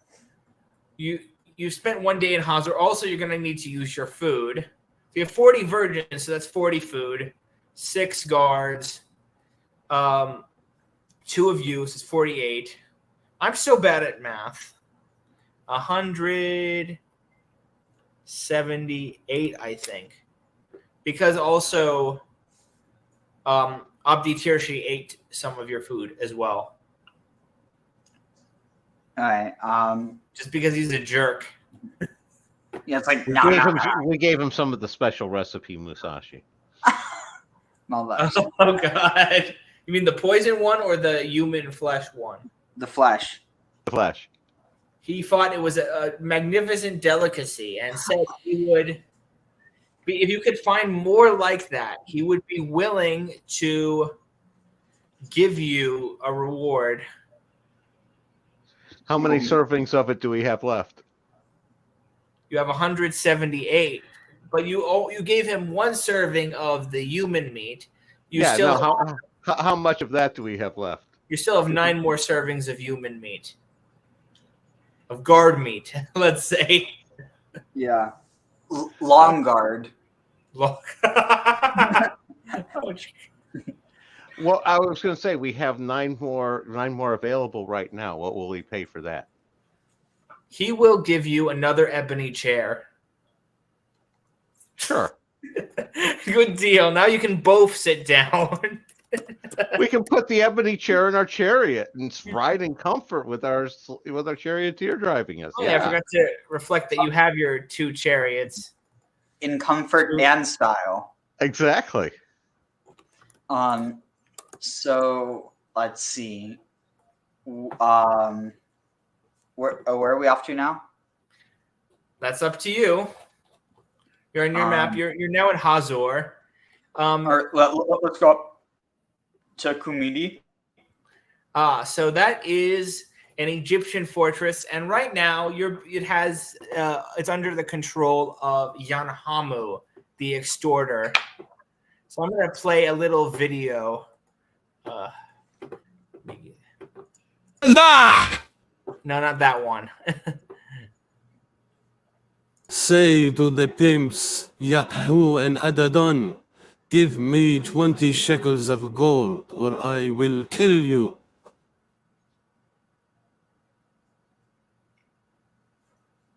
I think we should probably do it, right? Maybe Yeah, I guess. let's give him 22 pieces. Oh, he was so charmed that he actually asked you for 30 pieces now. He's like, you guys are fools. He's going to skip more from you. What happens if we don't? He already told you. You can play it again if you want. Wait, so then it goes back to 20?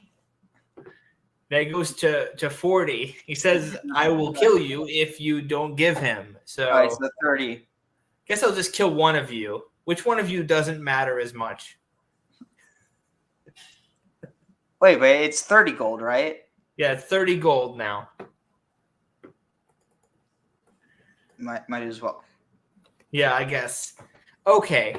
I'm wondering to myself, maybe we should throw in a piece of silver to see what happens. I'm joking. It was no thought.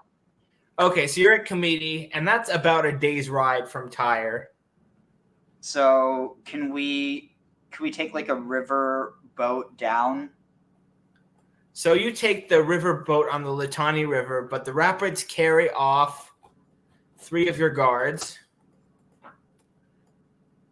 So now you have 3 guards left, and 2 of your virgins drown in the river. Shit. So now you don't have. We should have taken the river. But you're now in Tyre, so you made it there safely. We Apart load from up. now entirely. We load up 38 versions before something happens to them. So you load them up with an excuse, I presume, to Pharaoh. Wait. Hold on. We're checking Tyre for virgins. Okay. Yeah. Tyre for virgins. So we're going to check it. We're going to check Tyre entirely for virgins. Yeah. So you've also come in. So they're saying that virgins are not common in Tyre because they have the sacred prostitution. Not really. Let's just say that there's not a great many virgins that are eager to go, but the one who is selling, they are going to ask for 150 shekels of gold or 300 shekels of silver for each.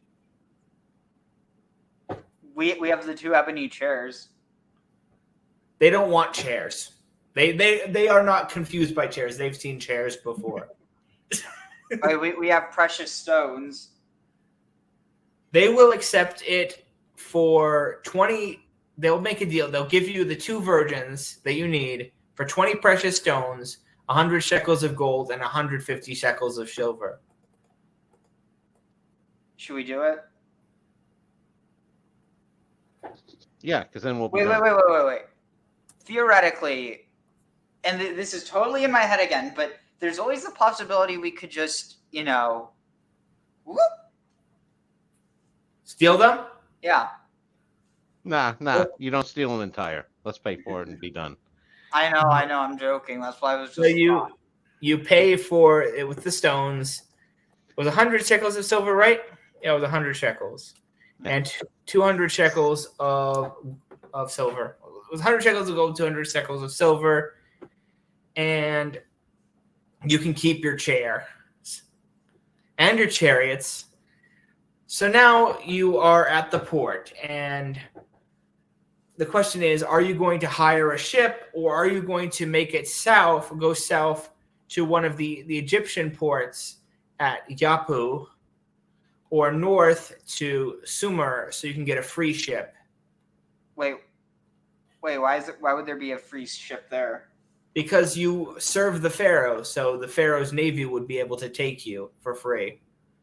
Okay, so what if we how much would it cost to charter a ship? It will cost 30 shekels of gold. Period. 30 shekels of gold without any negotiation. They will not accept less, and they will not accept it in kind. They only want gold. I mean, it has to be 30 shekels of gold. Okay, let's go to the city marketplace and try to pawn off some of our linens.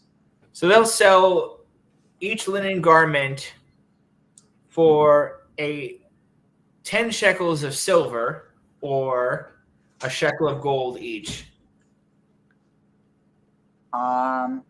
So we'll maybe we sell off also to reduce the weight so it's easier to move around.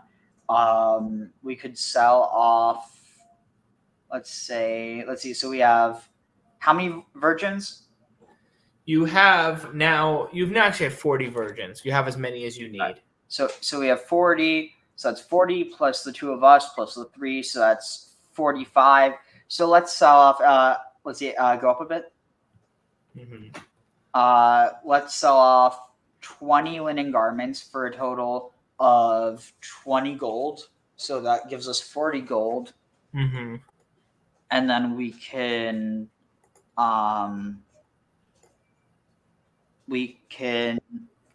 is there any reason that we would need to get like extra protection, like in case there's like pirates or something? Well, there's not really much you can do if they're pirates. If they're pirates, they're pirates. If there's a storm, there's a storm.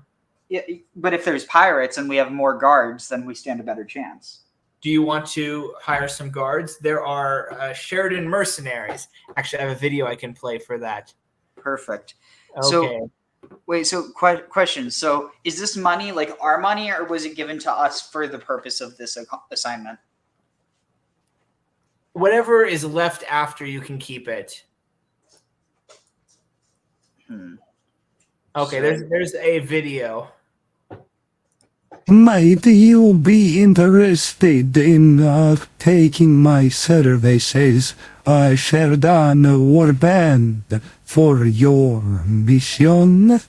Or perhaps you would be interested in a sharp knife in beneath your collarbones. That's funny.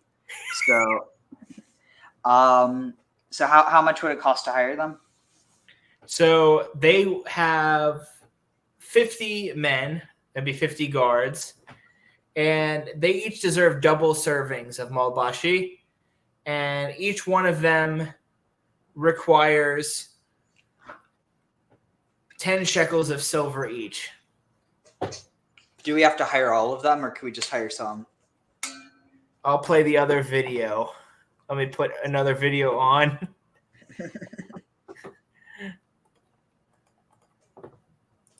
Oh, let me remove one of them. I have to remove them before I can add another one as a guest. I didn't even know you could do multiple ones. Apparently you can. Shardano are we, and we are not to be trifled with. Do you think we are a hawk of ham, an artichoke, a jar of wine to be trifled with? You upset us at your peril. Oh, come on! I was just asking if we could hire some of them. They thought it was rude, apparently, and there was a language barrier as well because none of you speak Sheridan. Okay, what about like local guards? So, like maybe Habiru? Yeah. You have bad reputation with the Habiru, so they don't want to work for you. Because you ambushed them earlier, remember? Wait, they ambushed us. Yes, but that's their job. You don't have to be so spiteful about it. And you did them in dishonorably. You did them with poison.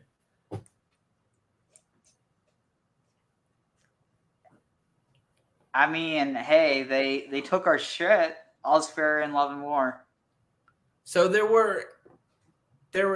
was some question among the Sheridans that if you give them what you have, they'll ask you, what do you have? And we'll give you as many troops as we will spare for that amount. What do you make an offer?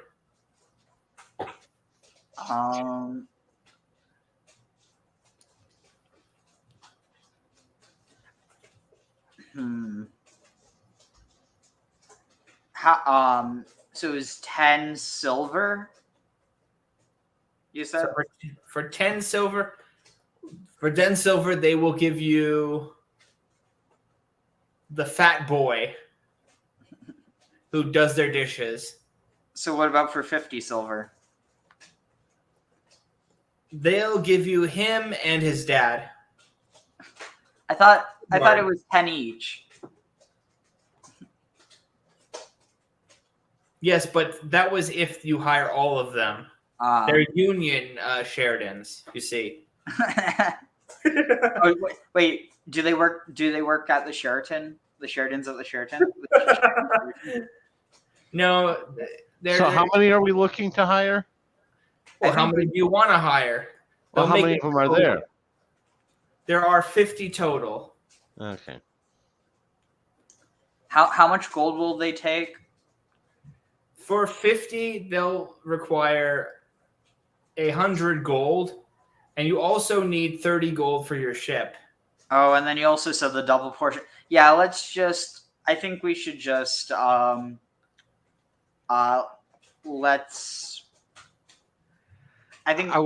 was thinking, do you want to go with 15 and give them each a precious stone and they supply their own rations? So they would demand that you at least give them 10 shekels of gold and 18 of your precious stones. Well, I was saying hiring for how many? For 15. I was figuring one stone for each of them. Yeah, but some of them are greedy. Maybe. You think we could chance it and just go back to Egypt on our 30 gold boat without, or you think we should have extra protection? Well, like I said, piracy may be an issue, and there's also a question of the longer you delay, the more it gets into storm season. You might get blown off course and land in Cyprus. So what did they say? What did they say in response? The Sheridans? Yeah, I was offering them one stone each for 15. They will begrudgingly accept it because you passed your charisma check. So it's Okay. 50. So you have 3 precious stones left. And we keep our gold and silver, and let's get to Egypt now. Yep. Okay, so you get on your boat. You've spent your 30 shekels. It's a little bit of a ramshackle boat. The captain is a little bit crazy. He has a peg leg, you know. But he says, "Oh, I've been to Egypt dozens of times. Of course, when I was going to Egypt, I wanted to go to Cyprus. But this time, I want to go to Egypt." Does he even know where Egypt for sure? So the wind starts blowing. The wind starts blowing and the rain starts falling. And the waves start rising. And the virgins are all getting seasick and throwing up over the side of the ship. But the good news is the wind was carrying southwise. So they all land in Egypt and you win. Sweet. I was kind of thinking as this happened, maybe we should have gotten a few extra virgins in case some of them fell overboard. Or in case one of them ended up not being a virgin. Maybe this Mr. Pegleg isn't only wooden on one of his legs. Well, we did have one non-virgin for those occasions. Well, your non-virgin already ran off. Oh my God. You know what this reminded me? I'm sorry. I just really quickly have to share this because this is like, it's kind of funny how we're talking, what we were talking about before. It was, what was it? It was, got it. Oh wait. Yeah, I think it should be here. Especially the whole being at sea thing that it's like, what is the well, anyway, you guys talk in the meantime. I'll find it. So what did you think of this game? I really enjoyed it. No, I think it's interesting. Because you can have all sorts of scenarios, not even scenarios, maybe scenarios that even aren't about sex trafficking. Hopefully. I mean, hopefully not is what I mean. Not about that. Maybe we can do one about Joshua where it's about genocide. I don't know whether that's worse or better. It's definitely not better, but like if it's less worse, or if it's more worse. Well, you know that Milky Lou is very glad that you guys did a good job, and he's going to celebrate with some music. Let me send you some music. All right. Okay, what is that? Let's see. I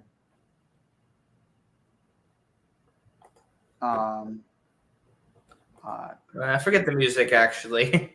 I have a short one maybe. Let's see. Let's see. Cartoon.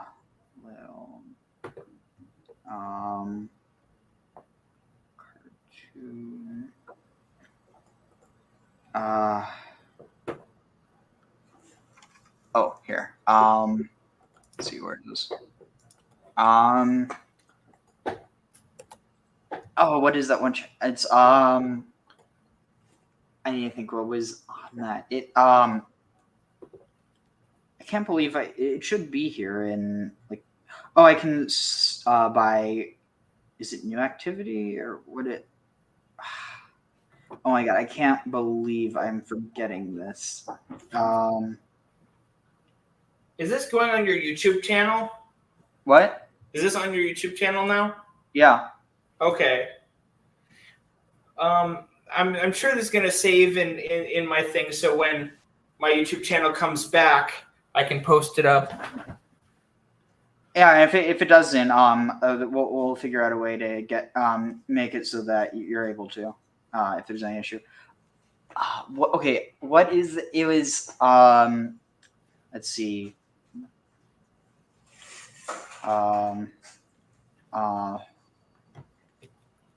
Oh my god, how am I forgetting what this was? What category of things was it? So it's like one of those animal, vegetable, or mineral.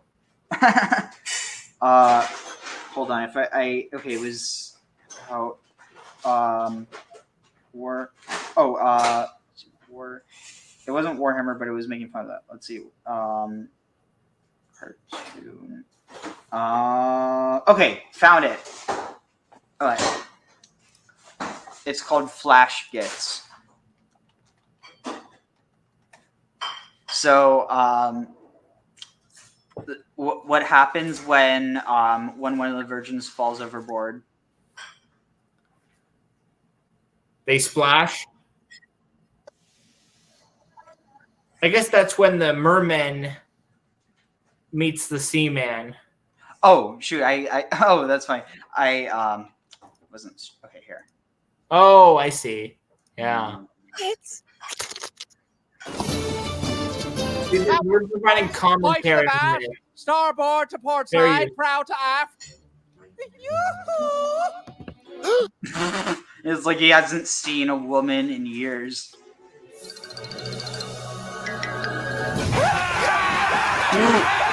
It's like what's this? Adadanu and Yapahu when they hear there's virgins in town. Maybe you should have just taken a boat and just raided different nearby lands for virgins, like Vikings would. No, that's what this one pseudo intellectual is claiming Jesus was doing. What a weird idea.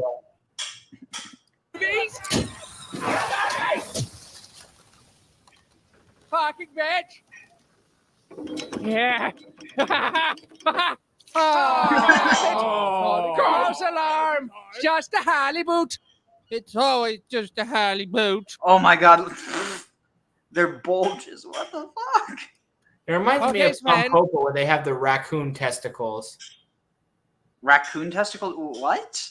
Yeah, have you ever seen Pompoco? It's a Miyazaki movie about raccoons that disguise themselves and they kill humans, and they have testicles that they can transform into rugs. Well, that's terrifying. And they dance. What drugs was he on when he came up with that? Good ones. It's a great movie, though. I'll be the first to admit this mermaid may have been a mix of desire and hallucination, but one day we'll catch a real one because they definitely exist. That's true. Just like a was it? They totally exist. Just like a what was it? What city were we talking about? Virgins in Gezer. Yeah, just like a virgin in Gezer. Okay, good time. Oh, If anyone, And then we'll pickle her bottom half and make a nice. That's true. And then we'll pickle her bottom half and make a nice steak tilde, and we'll use the top half for stuff. Oh, and maybe even give the ship boy a break. This is what I was talking about. I don't want to be the mermaid anymore. Well, that's just tough, Jacob. We all had to be the mermaid when we first started. Now put on your dress.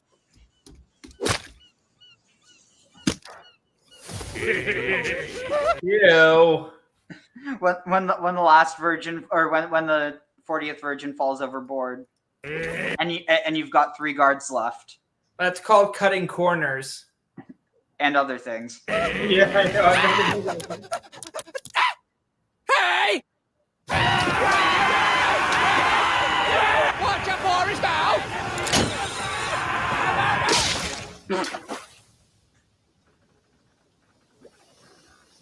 Now you have to be the mermaid.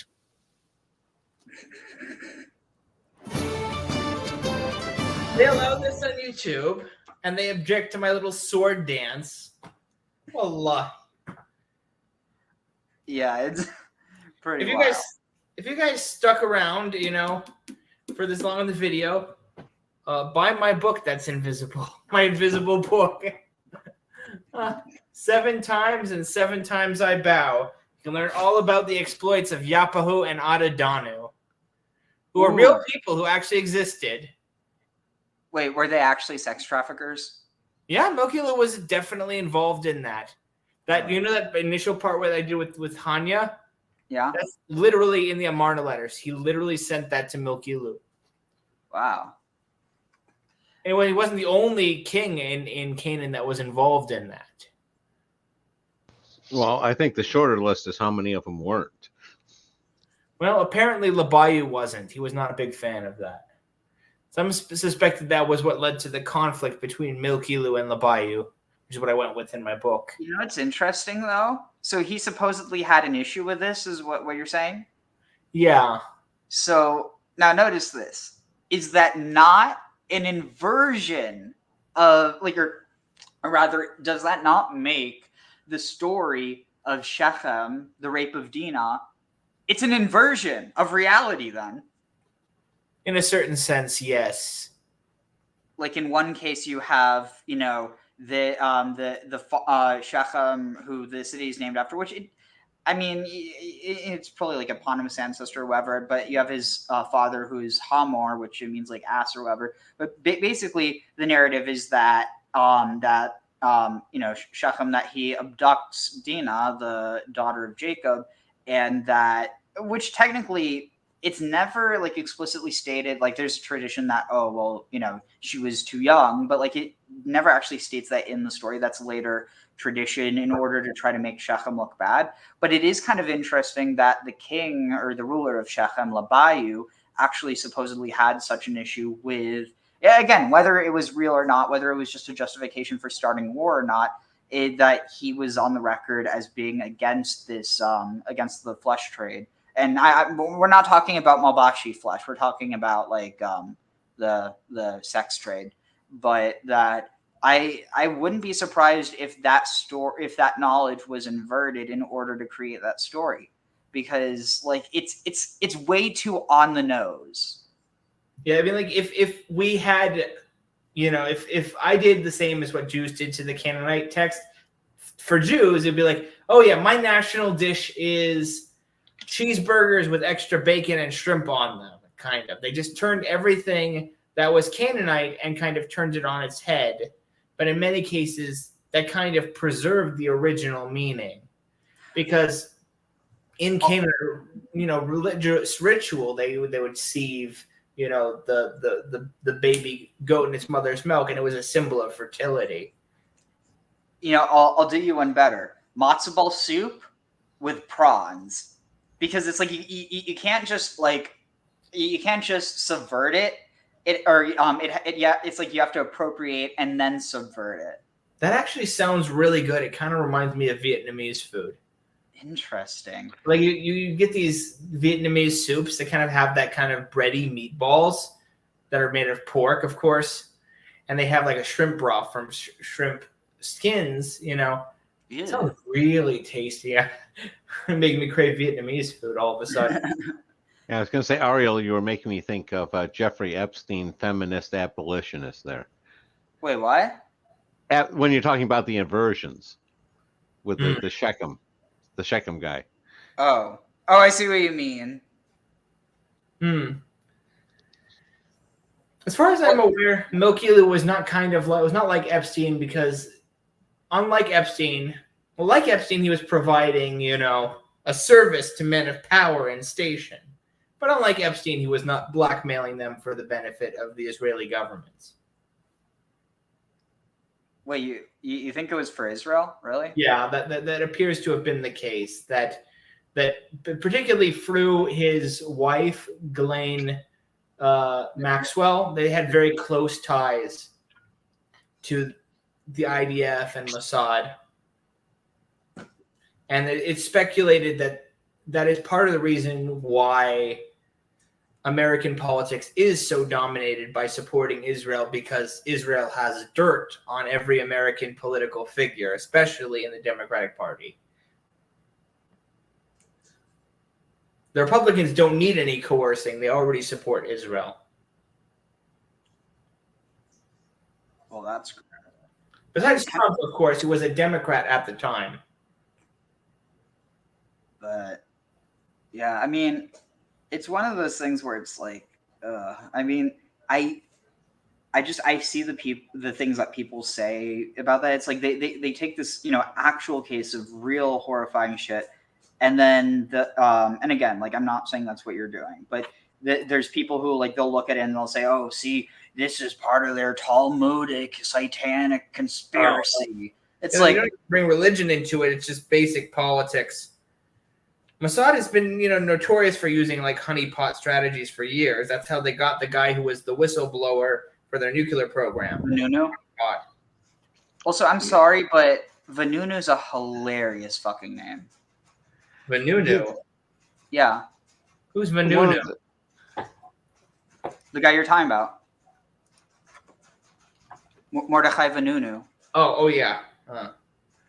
Yeah, no, to me that whole conspiracy thing, it's the problem with dismissing it outright is some of this just strangeness, like, Epstein's Turkish temple replica on Little St. James Island there. It's like, why pick that? There's so many of those that just sticks out like a sore thumb as far as, it being like a normal, just, intelligence honeypot operation. Personally, I don't think that it usually needs much religious explanation. Although a lot of like rich people do these weird rituals just kind of like for shits and giggles, kind of the same reason we do our weird little rituals for shits and giggles. It's just when they do their rituals, they have production value. They can afford real virgins to sacrifice. But we have to use like fake digital virgins.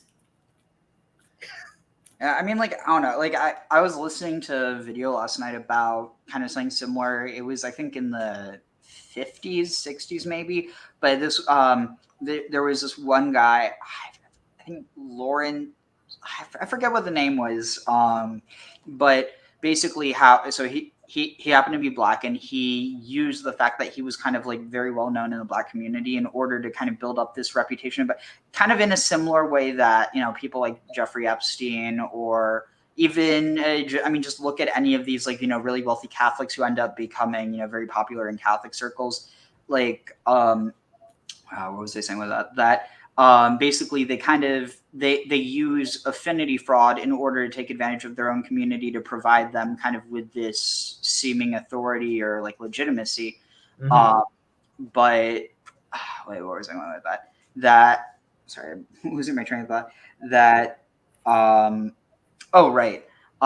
Basically that there is like this, so-called like, satanic ritual abuse. And the more and more I think about it, a lot of the claims that were being made, more than anything, were just, sexual abuse. And it does kind of make me think, how much of this aspect of like, like how much of what people see as Satanism, how much of it's actually an aesthetic. And again, I not to say that there aren't people who don't legitimately believe that, but like whether it's that or whether it's like anything that's just subversive, I feel like more than anything, it's like people need to feel like there's purpose behind what they're doing, even if it's something that's fucking horrible. Yep, exactly. And so like in the case of something like that, I mean, like if you have, people who, I don't know, more than anything, I do think it's kind of interesting though, because even though I completely disagree with this one person, I'm not even going to mention by name, but he basically claiming that, like all this stuff was normal in the ancient world, but it was like out in the open and it wasn't like controversial. But it's like, okay, that doesn't make it okay though. Like the problem more than anything is, I mean, like, of course you have like all the abuse that's tied in with that, but beyond that, you have just the issue that, of like powerful people taking advantage of people who don't have that power, especially, people who are, not adults. So they don't have the, the life experience to be able to navigate that and to know right from wrong. Mhm. But at the end of the day, like, I don't know. I think it's weird when people try to say, oh, well, the issue is our morality, that we think that this is like it's almost like there's people who that they associate, well, everything that we have now is which this is false. They think that everything we have now is a result of like, biblical society and like, Certainly not. A lot of what we have now is by rejection of what biblical society's norms were, especially the positive stuff.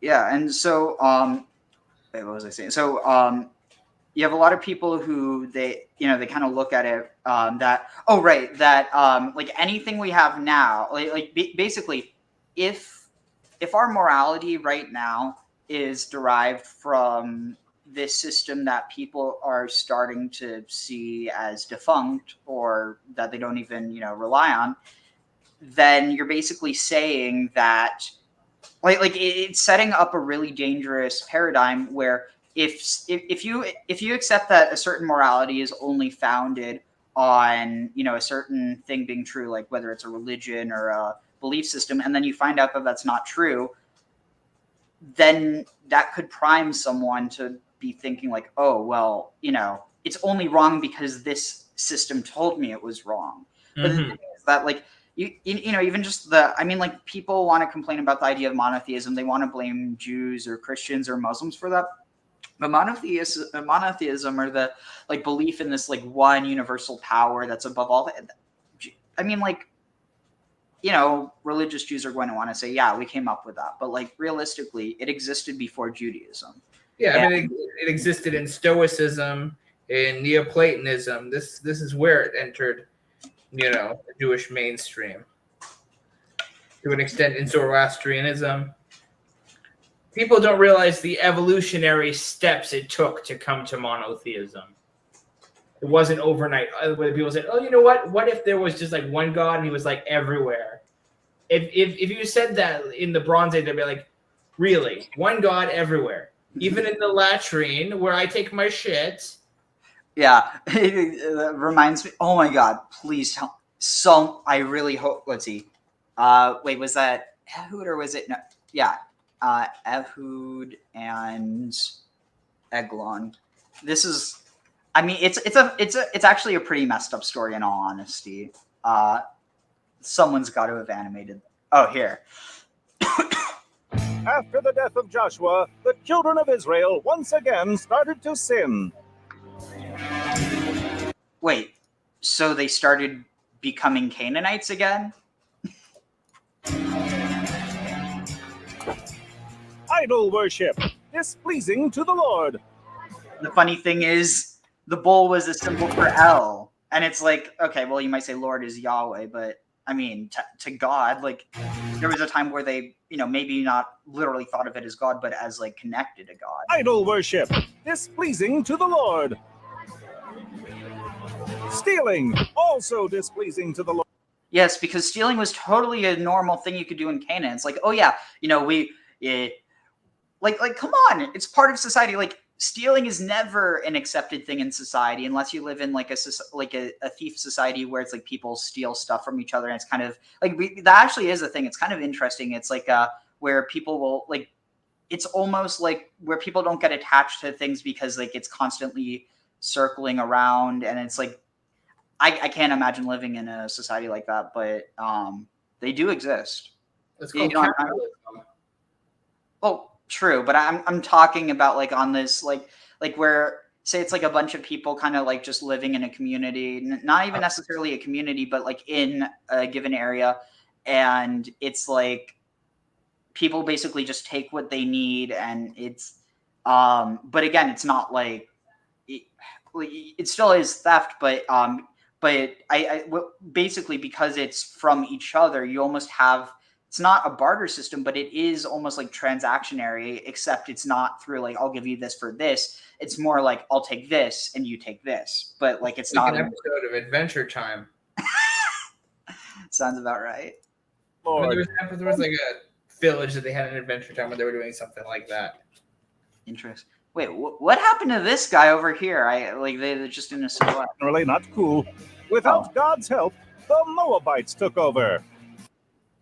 David was a Moabite, or at least part Moabite. This can't last. Someone has to fight against this. Obviously not me. Beating up Israelites, just generally not cool. Displeasing to everyone. Except to the god of the Moabites. So you Israelites just decided to send King Eglon a present. Out of the goodness of our hearts. It's some Melbashi. It tastes great, don't worry. Don't ask where it's from. Oh, God. It's going to take more than a present to get you guys out of this mess.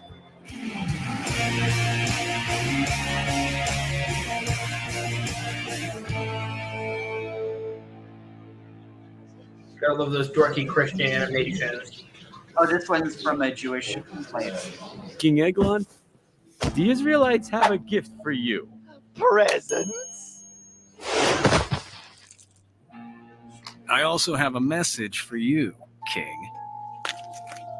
For me? Secret message. Secret message? He has a secret message! Out!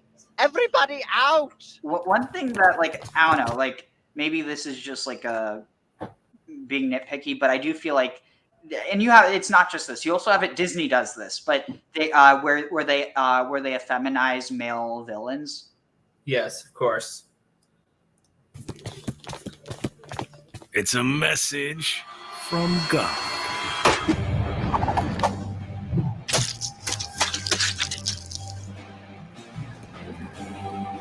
Oh wait, they're not telling the story how it actually happened.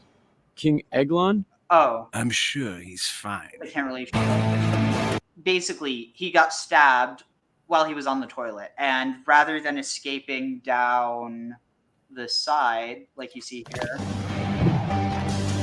he escapes down the shit pipe, right? The poop chute. Yeah, actually, I have a scene like that in my book. Oh. Where they actually, rather than exiting the city, they actually enter the fortress of Sharuhen through the poop chute, and then they infiltrate it and then sack the fort.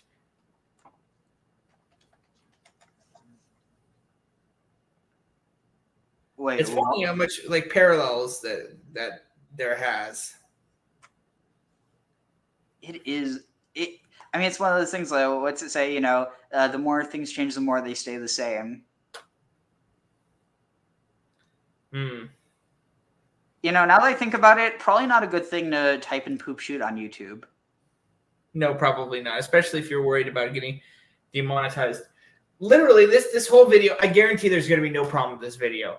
And this whole video was about sex trafficking, essentially. Sex trafficking of minors. The whole video is about that. We should make it clear that we do not condone sex trafficking of minors. Yeah, it's Because disgusting. they're all covered with coal dust. What? They're all covered with coal dust. I don't get it. What's the coal dust? Yeah, from their mining. Oh, dude. Ugh. But no, seriously, like, yeah, people who engage in sex trafficking, they deserve to have their nuts chopped off, and yeah, all that shit and worse. Yep. Or maybe they should have forced sex change operations. No, because then it would stigmatize it in a way that it shouldn't. Probably. Maybe they should. Oh, I know. Castrate them and make them eat them. Or maybe cut off their balls and then sew it onto their forehead. Because that's not going to happen naturally. Oh my god. This keeps making... I was always thinking we can always make more Musashi. Yeah. Let's see. Fallout. It was nose on head. I mean, like, but speaking of so many, like, you know, there is just so much human trafficking outside of, like, sex, just for basic, you know, work. You go to a regular hotel, chances are the workers there are being trafficked by some vaguely criminal-ish organization, and the government basically looks the other way because the government is just a service for corporations, essentially. The biggest, you know, crimes you get every day is the crimes against labor. Hello there. Yeah, it was especially because where is it going with that? Crimes against labor. You were saying oh yeah. Sorry, I'm like losing my train of thought. But that in a lot of ways, it's almost like, and again, not that like, I think in some ways this actually makes it even worse. That, you know, while everyone acknowledges that sex trafficking is absolutely horrific, or at least most people should, everybody should, you still have this thing where it's used as the bad version where, like, again, not to say that, you know, other types of trafficking is better or good, but it's almost like, oh, you know, it's like, well, at least they're not being trafficked for sex. Like, it creates this dichotomy. It's almost like a good cop, bad cop thing where it's like you kind of have to, and again, most people who would even think about this would never be trafficked. But the point is it's like it almost lets people become okay. It normalizes those types of trafficking, so long as it's not in this way that's viewed as sexual exploitation. Mm-hmm. But the truth is that any exploitation is bad. Of course, you could argue that some types might be worse, but it's kind of like you can't start from this point of, well, this is worse, so this one isn't as bad. They're both horrible. Well, the truth is all these crimes, they come from a foundation of inequality. The fact that people from poorer countries have less human rights and less value allows them to be exploited anyway, and society just absolutely has no care for them. The problem is that the people within the poorer country are exploited within there. It's like so many people don't realize that in the the traditional African slave trade, the Europeans didn't go into Africa, catch a bunch of black people and ship them. No, they just went there and they just bought black people from other black people who had enslaved them. Well, I mean, that was the big industry. Of course, they made that industry from something that was just like a cottage industry or like an industry that would provide a few 100,000 individuals to a year to an institution that actually was destructive to the societies that participated in it. The same thing also happened with Native Americans. That people don't realize that Native Americans were also used in the slave trade. And there was a arms race among Native American tribes to trade for guns and to obtain guns so they could war with their neighbors and take slaves, and you sell those slaves to buy guns, or take beaver pelts and buy guns. It was a vicious cycle. And ultimately, it was the divisions between the different institutions that were already existing in the Americas and in Africa that made it possible for Europeans to colonize these societies. Oh yeah, it's the old divide and conquer. You pit the people against each other. And of course, the Egyptians did the same thing. That was their chief strategy in the New Kingdom. That was the way that Ahmose the first was able to overcome basically an impossible situation where he had the Hyksos in the north and the Nubians in the south. Well, he took Nubians and made them the shock troops, the vicious troops that attacked the Canaanites. And he took the Canaanites and he made them the vicious troops who attacked the Nubians, so that they'd hate each other more than they hated the Egyptians. Interesting. Well, that was also the basic official policy of the Roman Empire. They would always take some tribes and they would become the favored tribes who would work with Rome, and then they'd pit those tribes against the ones that wouldn't. Of course. Hell, just look at the British and the Germans and what they did in creating. Well, I mean, obviously it's not as simple as they created it, but like really helped to create a situation that led to what is now a almost 80 years of displacement. And like the thing that's fucked up is that, like, I mean, there's so many different ways that it could have gone down, and like at the end of the day, it doesn't absolve any one of their misdeeds. But the British and the Germans certainly didn't fucking help. Oh, I would say that the British and everyone hates like these Germans. You know which Germans we're talking about. We probably shouldn't say that. Everyone knows that they're shit, that they're killing millions of people for unjust reasons. But the British Empire was every bit as bad. Over the course of the history of the British Raj, 40 million people in India, minimum, died because of manufactured famines in India because of the British. Yeah, it's basically no different than the Holodomor, and people don't talk about it. Well, actually, the Holodomor is different in that when Stalin actually found out what was truly going on, he took whatever measures he could to preserve the lives of the Ukrainians. He had absolutely no malice against the Ukrainians. But look at what Churchill actually says about Indians, especially before 1943. He considers, the Indians are a beastly people with a beastly religion. We prefer to keep the hardy Greeks fed than those malnourished Indians. He genuinely hated Indians in much the same way that Mr. Toothbrush Man hated, half the world's population, I guess. Yeah, it's interesting because there's apparently some I never took this seriously most of my life because the only people saying it were nut jobs.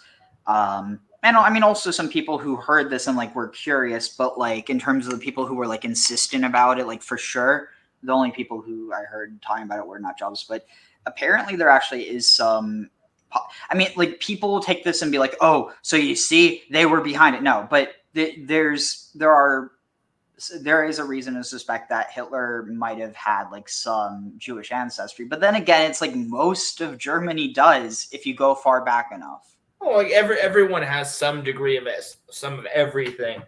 To be honest, I don't really think that's really as big of a hit as you'd think. The point is there's no distinguishment between a German and a Jew, and the Nazi bureaucracy kind of struggled with its own race laws to try to figure out, what do we do if this person has 3 German grandparents and 1 Jewish grandparent? Yeah. So I mean, the only reason why it would have any relevance is because it could have actually affected, basically, if whether he was already anti-Semitic or not, or he probably would have already been anti-Semitic. But basically, learning about that about himself, it might not be that dissimilar to how there, even though in that case, it's that wouldn't make him Jewish just because he might have had a Jewish great grandparent or something. But what is interesting is there are gay men. Usually it's gay men. But I'm sure this probably also happens with closeted lesbians. But a lot in the Republican Party where they will actually become persecutory, like self-persecutory, but they don't identify as that. So they don't view it as they're persecuting themselves, but in reality, they're persecuting this part of themselves that they don't want to be known. Well, that's kind of like what the Catholic Church has historically done. One of the reasons why I think they've been so not sympathetic, but so laissez-faire about the child abuse in the church is because they see any sort of sexuality as equally sinful, and their priesthood is filled with people who, do all sorts of sexual acts, and in many cases, the people who are attracted to taking the vows of celibacy in, pursuing, the church lifestyle are the self-hating homosexuals. And because of their shame, they're unwilling to sort of judge another person doing a genuinely heinous act, which would be child abuse. Because they don't see it any worse than what they themselves do. Let he who is without sin cast the first stone was their attitude. Interesting. It could be taken one way, but it could also be taken as, oh, you can't criticize me because you've done shit. Well, it's a self-imposed thing. People are afraid to criticize something because they don't think they have moral standing to criticize something. And people will self-censor. So they'll say, well, I can't criticize Israel. America has done a lot of bad things too. I'm like, did you personally participate in that? See, the thing that I've never quite understood, obviously I get there's people who they won't because they're more ideologically biased than they care about reality. But I don't think that someone needs to be anti-Israel in order to criticize Israel, in the same way that you don't have to be against something. The whole point of criticize is to make something better. Mm-hmm. But obviously a lot of it, but again, it's one of those things where I think it's, it's such a nuanced thing. And ultimately, my hope for the future is something that's I don't even know how to explain it, but it's basically, it would be it wouldn't be recognizable to what is today. But at the end of the day, I don't know. I think the idea of people being loyal to nations, what even is a nation? A nation it's the people that's in it. And it's but then which people? Because if you're defining it as within a certain territory, well, are you considering it that's everyone there? Or are you just considering some people? It's just... Nationalism is a modern and artificial construct. And the thing that confuses people about Zionism is because Zionism constructed this historiography that they kind of shape a narrative around Jewish history that gives them a sense of false legitimacy, that it pulls back to this 2,000-year-old history. But the real origin of Zionism is in the context of 19th century German nationalism. But people just always neglect the 19th century. You see how the 19th century is taught in this country. It's oh, cowboys, I'm a cowboy. Or you talk about the Civil War, Abraham Lincoln.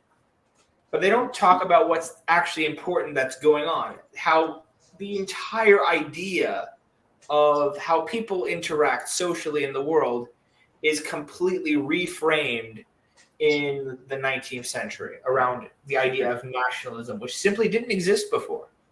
Interesting. People can't see a world without it. So I think this is actually very relevant to what we're talking about, though fair warning, because they criticize the Israeli government plenty, but there is always the chance that it might not be the direction I'm going in, but let's see, there's captions, I think, right? זה היה בבוקר של תשעה באב. זה היה בבוקר של תשעה באב. התעוררנו מרעש מחריד. לא הבנו מה קורה. עד שהבנו, אז הרומאים התחילו לשרוף את המקדש. תוך רגע הם מילאו את הרחובות, התחלנו לשמוע צעקות מרחוק, אז סגרנו את החלונות, נעלנו את הדלתות, וישבנו בשקט, בלי להוציא מילה.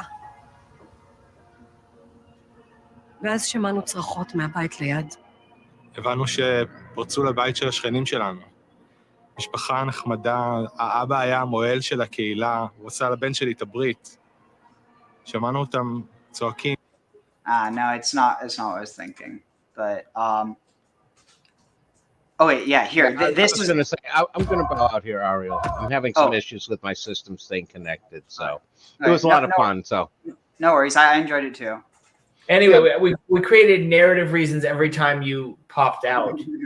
Oh, no, absolutely. No, that's how role-playing works. It was fun. Catch you guys later. See you. But here, check this out, because this is a lot more topical, and I think it's kind of funny how, like, I don't know, I feel like it's relatively tasteful, but...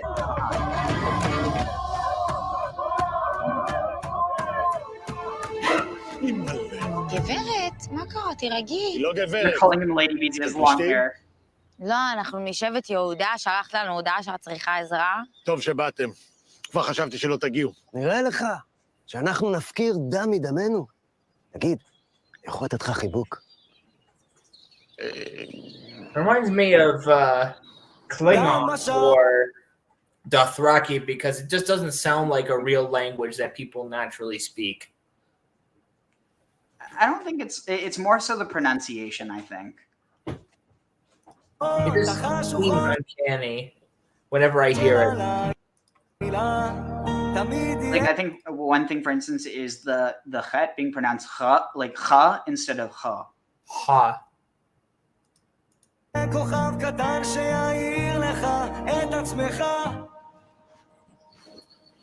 אחים אנחנו. כן, טוב, אני שמח שבאתם, אבל אתם רק שניים, צריך עוד לוחמים. הפלישתים הם על הגדר מעזה, הם רוצים לרצוח אותי. בסדר, גברת, מספיק עם הטבלה. מה, למה שהם ירצו לרצוח דווקא אותך? And like the interesting thing, if you read the narrative, I mean, like, yeah, you could say, okay, maybe the Philistines weren't perfect, but like, Samson terrorized them. בסדר, לא כל אחד שמקשקש שזה משהו על שלט באמת הולך לרצוח אותך. אנחנו נרצח אותך, שמשון! לא להתייחס, זה סתם, זה תרגיל, הם עושים תרגיל. תקשיב מה תעשה. I don't אתה really get לוקח their sense of humor. דחליל, אתה תוקע באדם. It doesn't strike me as having a joke. Yeah, this I must be thinking of it. Okay, here, I found it. I found one where it's okay. השנה 1962, אדולף אייכמן נמצא אשם במשפטו, וכעת מדינת ישראל ניצבת בפני אתגר חדש. ביצוע ההוצאה להורג הראשונה בתולדותיה.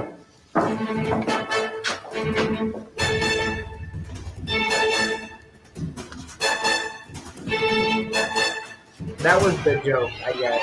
First execution. האם היית רוצה להגיד מילים אחרונות לפני שנבצע את גזר? Sorry, what was that? I said this is the joke, is the first execution of an actual criminal rather than a 5-year-old kid or a peasant who hadn't done no harm to nobody. Well, I mean, this was like a like. I know about Eichmann, yeah. Yeah. He deserved to be executed without a doubt. אני רוצה לומר שאני לא מתחרט על שום דבר. וסרמן. Kind of feel like, in all honesty, I kind of feel like that's what Netanyahu will say when he's asked. I don't know. It's like, it's fucking dark. רשמת את זה? לא. יופי. מתחילים ו...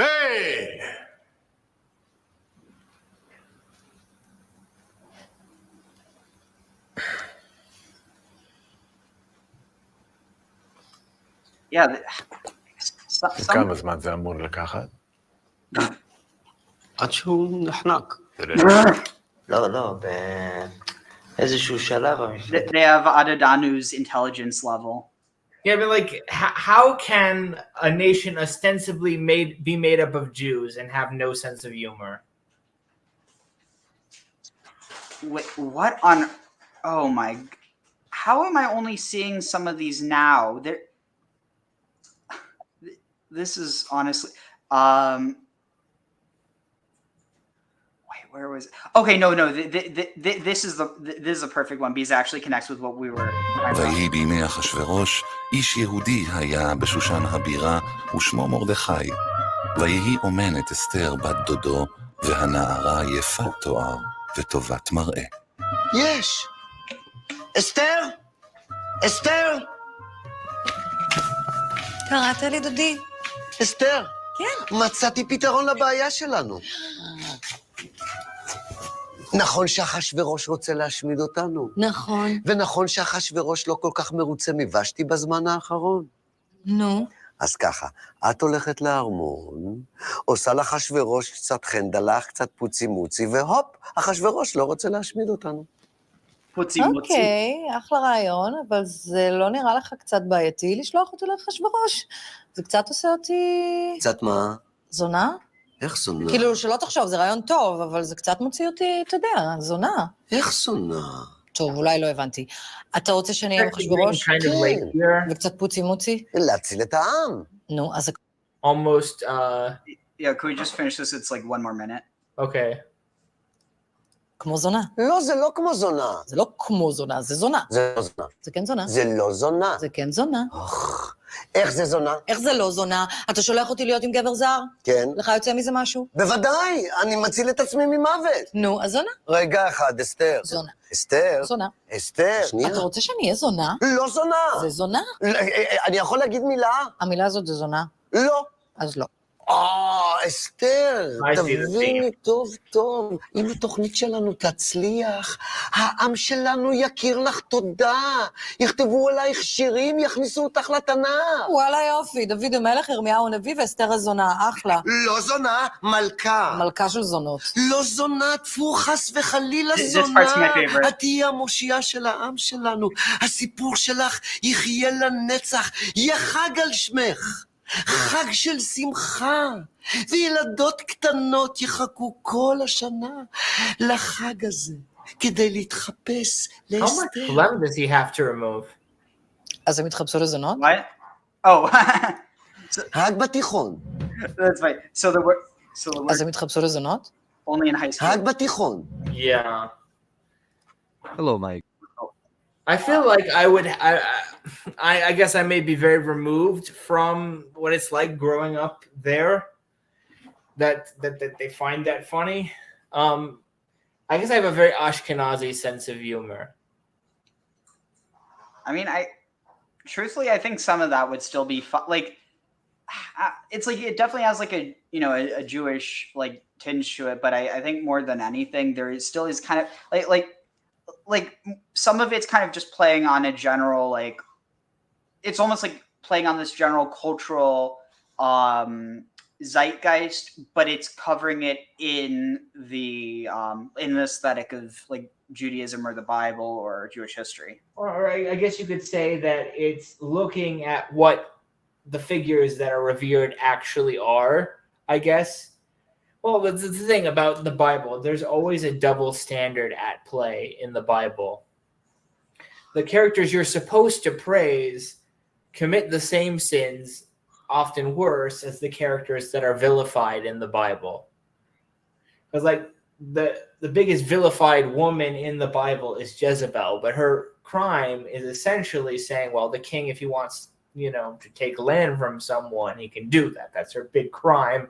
Apart from simply practicing a different religion than the rest of the country. And apart from that, she really doesn't commit any major sin, but yet she's consistently vilified. But the heroines of the Bible do the exact same thing, or worse. You can sort of look at how Esther, sure, Haman is in the story is plotting against the Jews, but her action is to turn Haman's plot against his entire people, his entire culture. It's a conflict where one side has to commit genocide against the other. One side has to win through genocide of the other.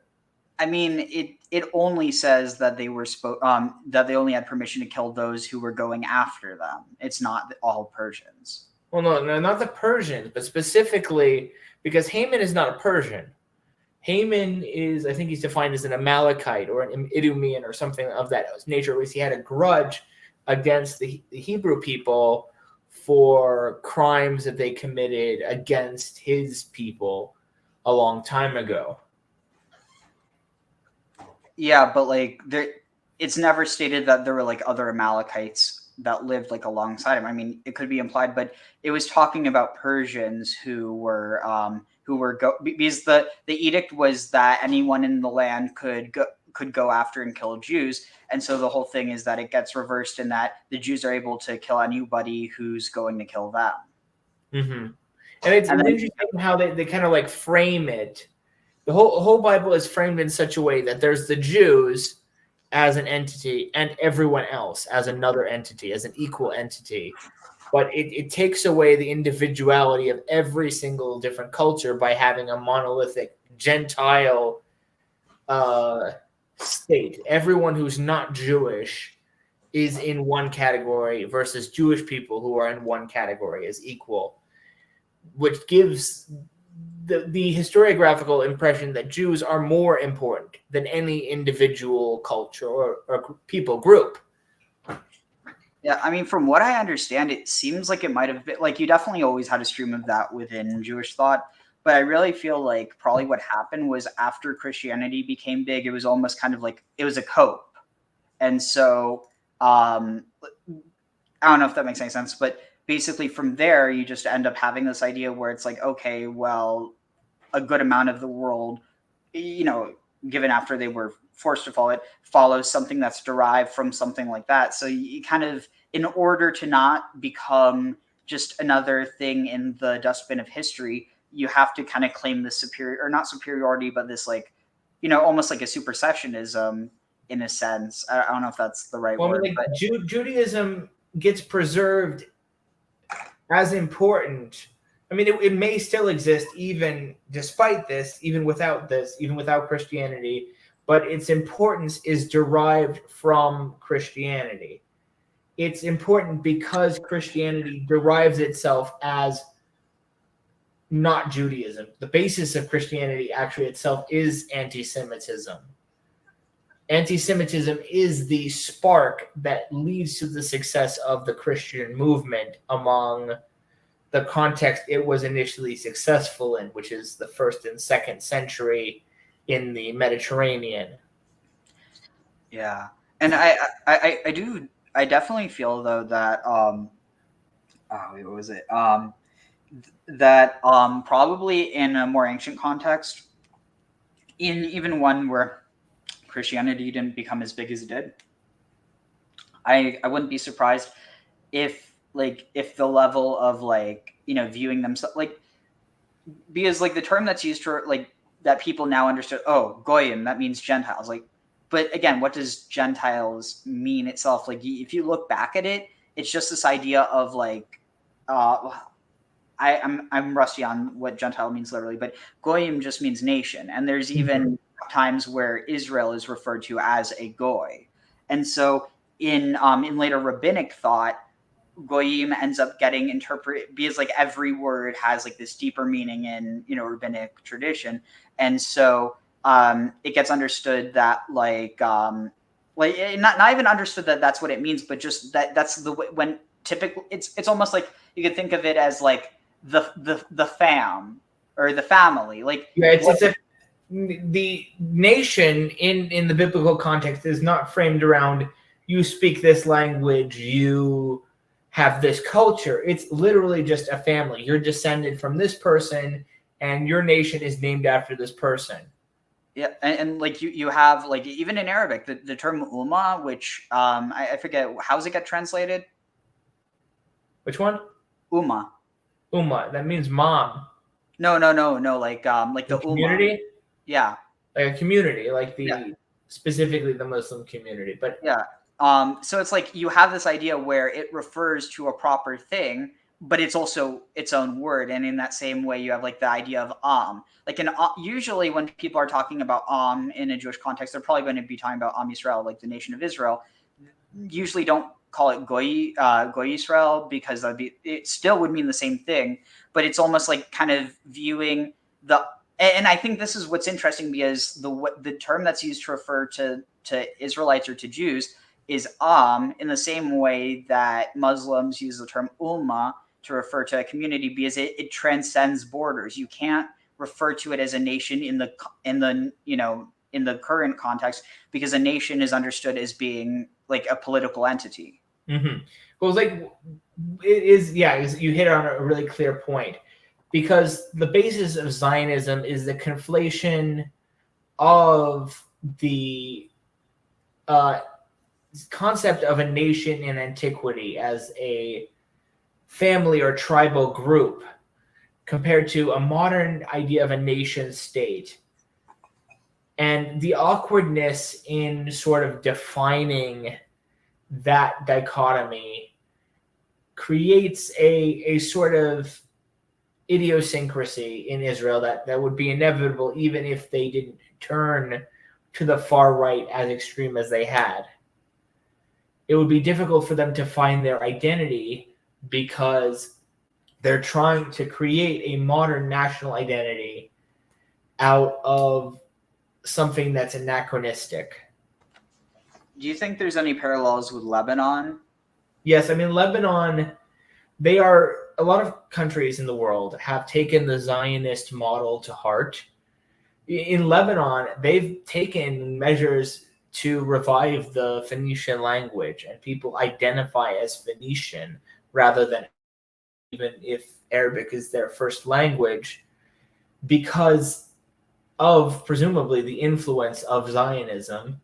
And in terms of politics, like, look at India. India is essentially Israel on steroids, with the way that their state and a religious community, but not defined by those who are serious about practicing religion, but religion as ethnicity, religion as nationality, religious nationalism, inspired by the Zionist movement, really took hold in India, especially mid-century to today, where it's reached a very extreme point under BJP.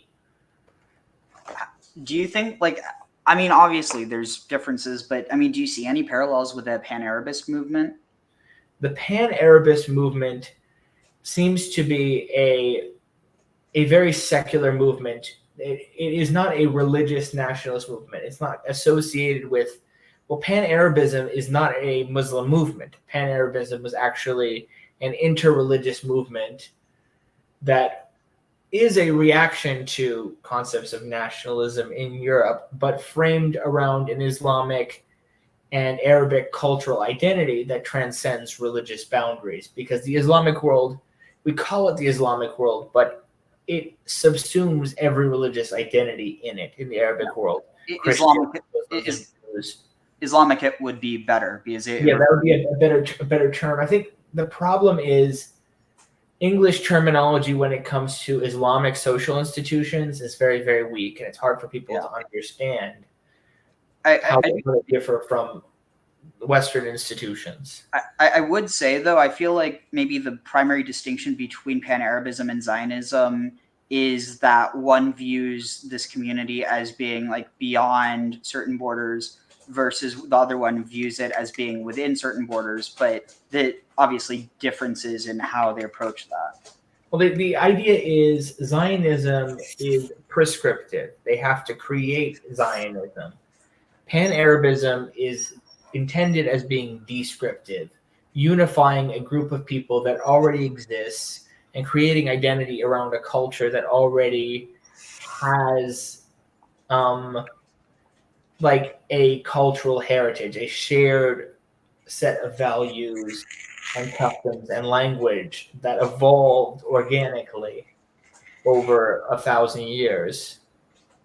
So, like, I guess that's what I'm saying. I feel like the primary difference there is that while, like, you already have, that Arabic society in, in Al-Shams, you still have, all these different Jewish traditions, which obviously they're different from each other, but they do have some common core that was then used to create kind of like, it's almost like taking a sample from a genetic sample and then using that to clone it. It's like, it's not the same, but it is connected.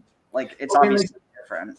But I guess the thing that makes Israel a perfect nation is because it's an invented nation.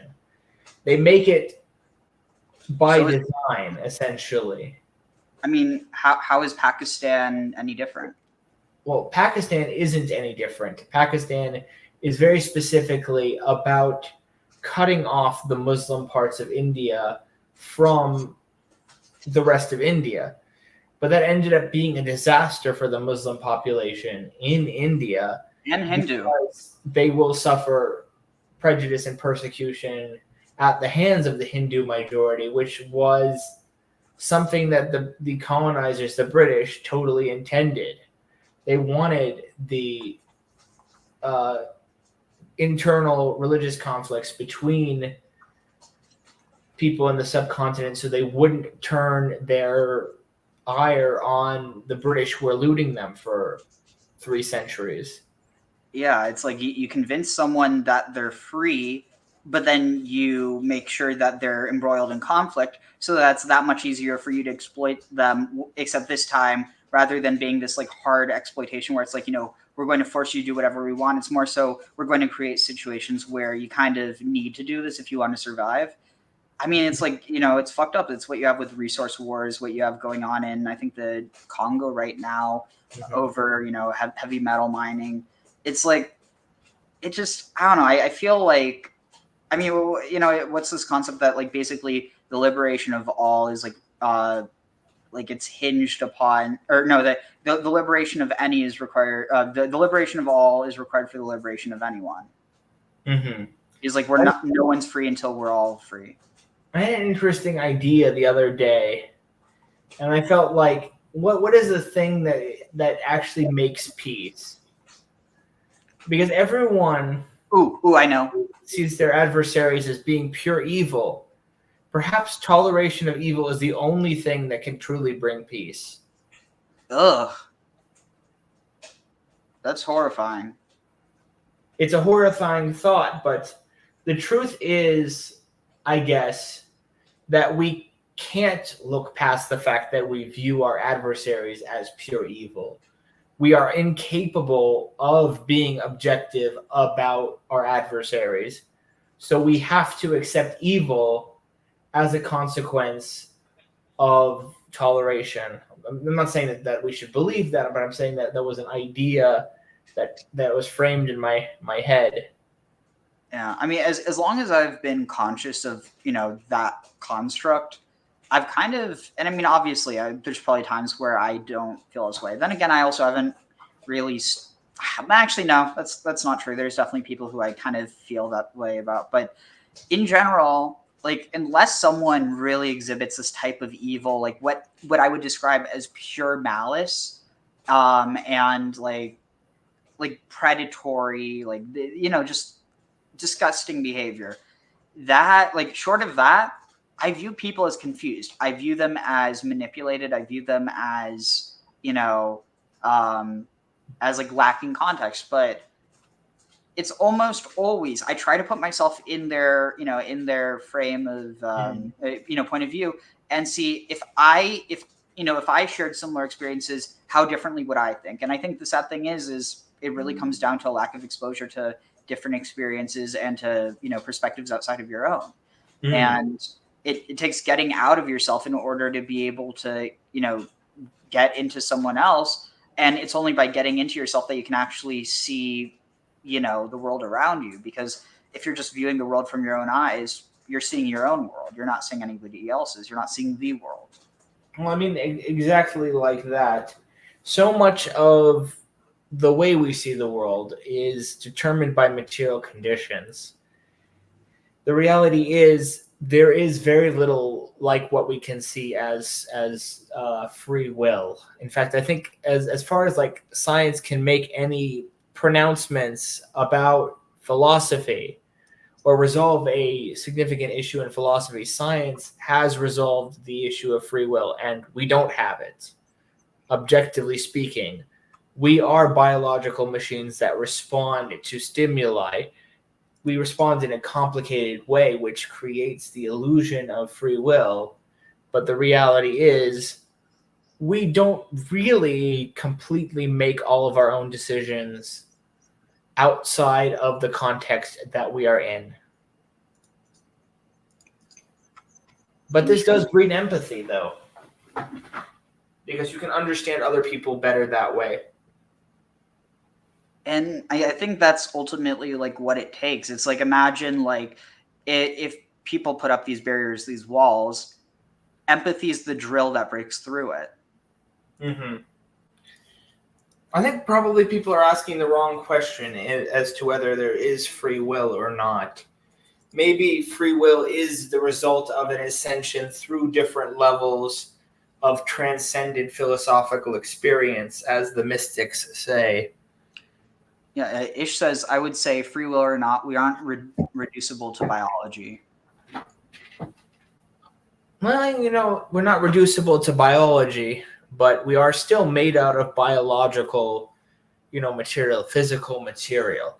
They've never done anything to conclusively prove the soul and as something separate from the body, but I don't think this is to demean the spirit or to demean the soul. This is something, the extreme sophistication of the machines that are working to keep us alive, that is something meaningful in itself and something spiritual in and of itself, as far as I'm concerned. I definitely agree with that. I mean, it reminds me of this one concept. What was it? Like in Judaism, it's ein od milvado. Ein od, that there's not anything more milvado but him. And it's like within this, you have a very similar idea actually in Greek philosophy, where they view like Zeus or Zeus or Deus as basically the all-encompassing. But this idea that like nothing is without that, and so like within this idea, it's almost like there is nothing but the spiritual, because like whether you view it as the physical being, the spirit, or like whether the physical is just the spirit manifested in, like in a physical sense, or whether the spirit is just the physical manifested in a spiritual sense, either way, you have to, agree that there's something, ineffable about it. And that in and of itself is spiritual. I think I've always had a very idiosyncratic opinion about Judaism, in that I do not have I'm not very particularly impressed by the Bible itself in terms of its depth and sophistication as a work of art and a work of literature, but rather I'm more impressed by the deductive and extrapolatory abilities of the rabbis and scholars who have invented sophistication around what is otherwise a very, very simple set of parables and myths. But you could pretty much say, you could have these same people, they would create just as sophisticated explanations and as beautiful metaphors about something as simple as good night moon. Yeah, I definitely can relate to that, because like, for instance, one of my rabbis in high school, I just dropped. One of my rabbis in high school, it's funny that he was like famous for coming up with it. When I say famous, I'm obviously being facetious, but like kind of famous in our community for coming up with this, or rather he was known for it. He wasn't famous, but basically, I dropped something. I'm going to try to find that in the meantime. But he said, okay, so if you give someone food, what are you doing? You are feeding them? Correct. Now, if you give someone a drink, what are you doing? You are quenching their thirst? I mean, yeah, but like, see how that's like all these words? Like quenching their thirst or quench thirst. Yeah, in the old days, they had simpler verbs for that. Or yeah. In Semitic languages, they have verbs that accommodate that more easily. Yeah, so his logic, using kind of like Yiddish and Hebrew type of like, I guess, convention, he said, well, and I don't think he went into this much detail, saying that to feed someone is to like fetch to eat, or like, abbreviate like fetch to eat. But I kind of was like, well, I could just superimpose that. So feed could be fetch to eat, and then, eat, very similar. Now, then you look, well, what is it to get someone something to drink? Well, that's verdrinking them. You're fetching to drink. Which, I mean, I'm imposing the fetch part because I feel like but the point is he took from feed, fe, and then eed, then you can do fe and drink, for drink. Well, that's a very typical, logical construction of language. That's how language kind of evolves. I sort of use, people can usually read the meaning of newly invented slang by the context. If I say I'm tired, I say, oh, I'm potato. And people can kind of guess by the context what I mean when I say I'm potato. Or if I'm calling one of the Hasidic people, the squirrels, I call them spaghettis. People usually get what I mean. Interesting, because spaghettis usually... Oh, I guess you can't, because it... Oh, I see what you're saying. I would think of those like the corkscrew pasta. Macaroni. Yeah. But, what's this? Hyperish said, if it's a fish, then you are feeding them for a day. I don't get it. Oh, it's just the saying, if you give a man a fish, feed him for a day. Teach a man how to fish, you deplete the Pacific Ocean. Oh, I that's funny and terrible. But no, I thought he was saying if it's a fish, if you're feeding a fish, then you are feeding them for a day. I was like, okay, if you're feeding a fish, how are you feeding them for a day? But then it's like it totally went over my head because I wasn't thinking of the adage. But anyway, on that note, I mean, yeah, it's been like 3 hours, so we should probably wrap this up. Do you have any music that we should end this off to? No, I don't want to end it on music actually, because it's almost it's past 11 and there are people in the next room. So, but it was a pleasure playing this game and having this good talk at the end.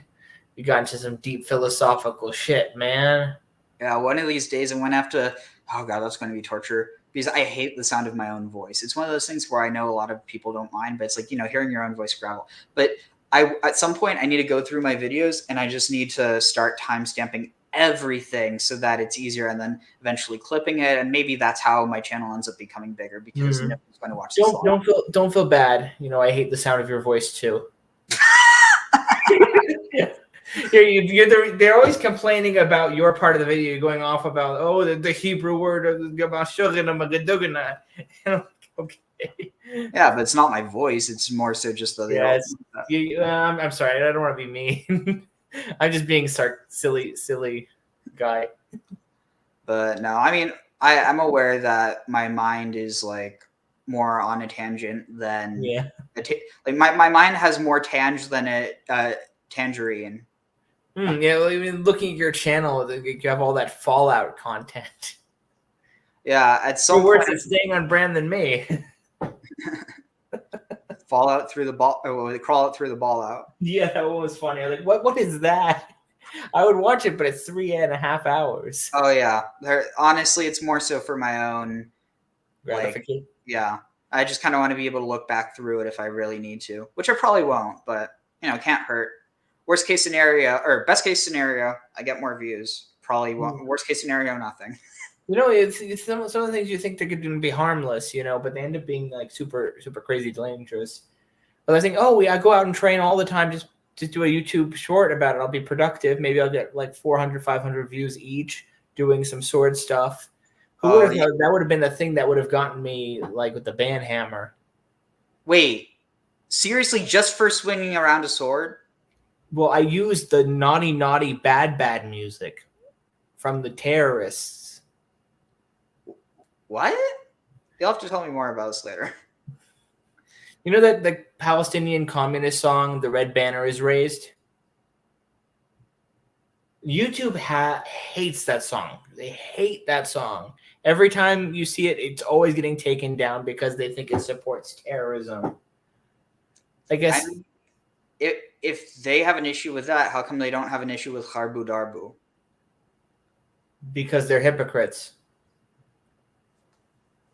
I mean, like, capitalists always support fascism. Neoliberals always support fascism. It's a consistent political fact. The police always support fascism. When the Nazis were playing Madison Square Garden, they were there to protect the Nazis from protesters. I wonder, do you think that type of behavior can actually create more like more fascistic ideology because it almost tells people if they want to be accepted, they have to do that. Yeah, kind of. And also the reality is the fascist victimhood narrative is such that it doesn't have to be true. They just have to kind of like believe that it's true. Whereas when it comes to working class movements, people have, for some reason, more skepticism when it comes to anything like that.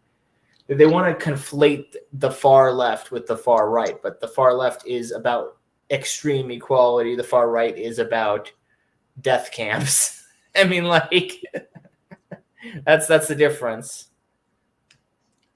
I mean, at the end of the day, like, I definitely think there's an issue with like false equivocation, but it's kind of one of those things where it's like, you know, just because someone's, you know, gay, for instance, doesn't mean they can't be a fascist, or just because someone is, or, you know, just because someone's a woman, or just because someone's, you know, far left doesn't mean that they can't, you know, embody some things that people on the far right do. The problem is that, like, even if you want to argue there are people who could even get close to the level of what people on the far right are on the far left, it's not anywhere close to the same amount or same percentage of people. Oh, did you hear that Mexico recently elected a female Jewish president?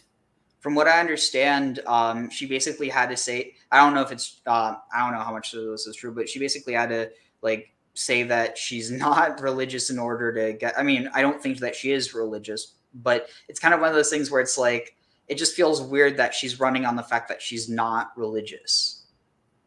Well, to be perfectly honest, the left in Mexico has been anti-clerical for centuries. So okay, interesting. I didn't know that.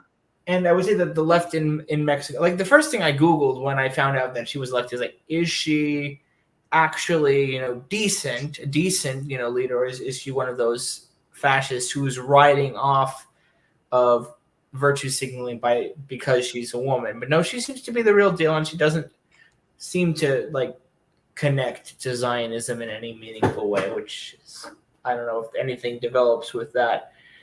I've always been really interested in the Mexican political system ever since I, you know, studied their revolution with Mike Duncan.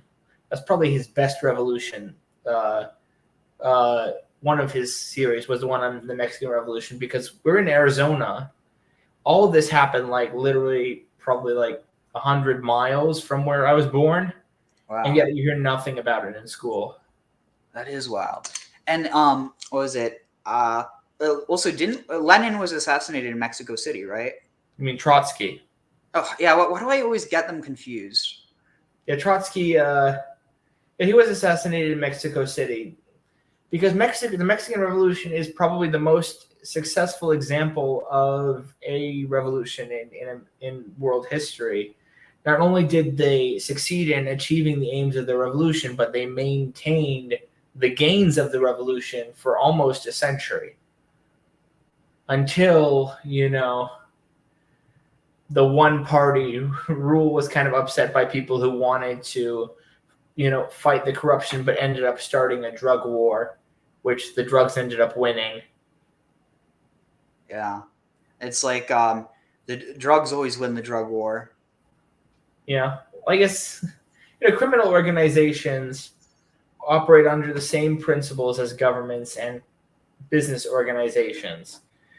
And, you know, the more extreme your capitalism is, the more they will push the envelope past what's even legal and get away with it.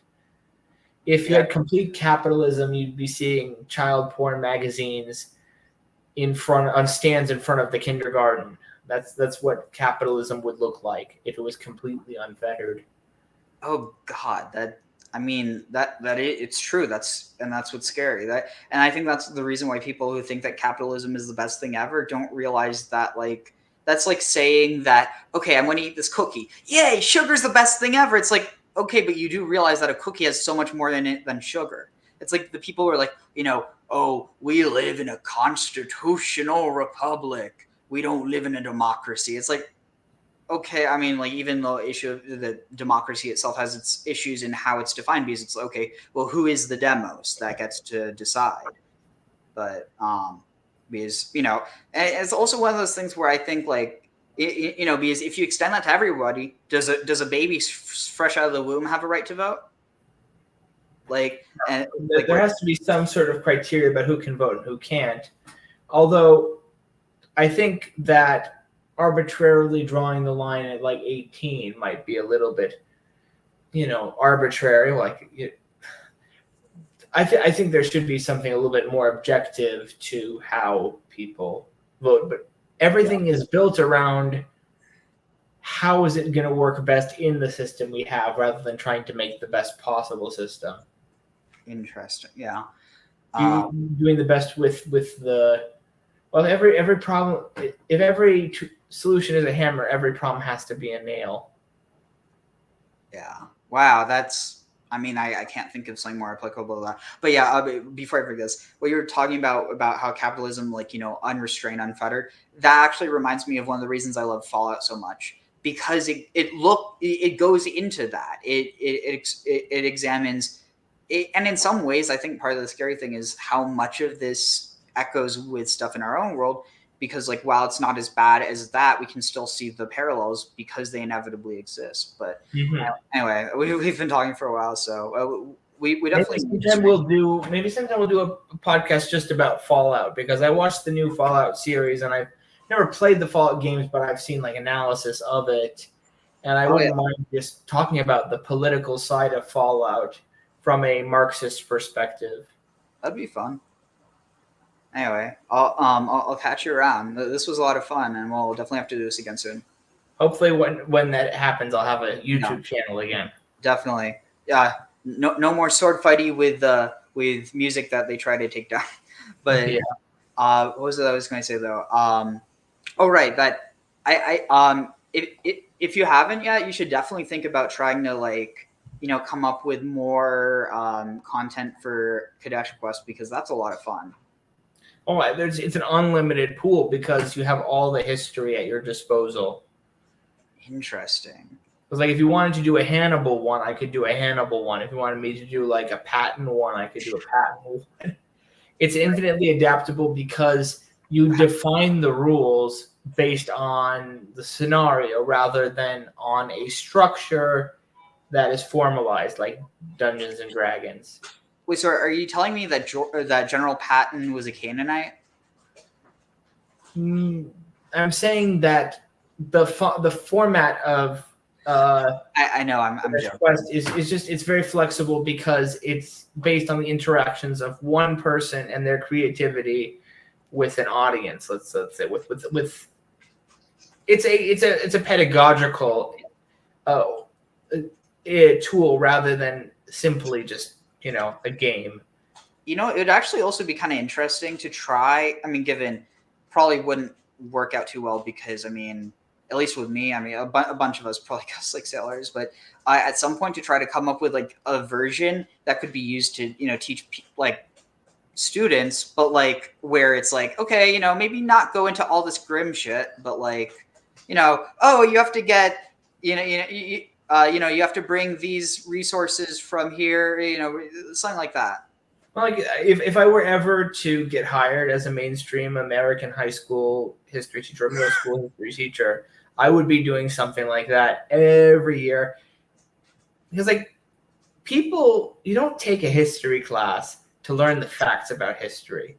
I think the purpose of a history class is to make you feel the history, make you feel like people in the past did something that there was a value to life that happened before, that things are moving in a certain direction, let's say. Yeah, at least that's what it should be. It's what it should be. People are caught up in tradition and in organizational structures that are, outdated and, out of place, especially in America.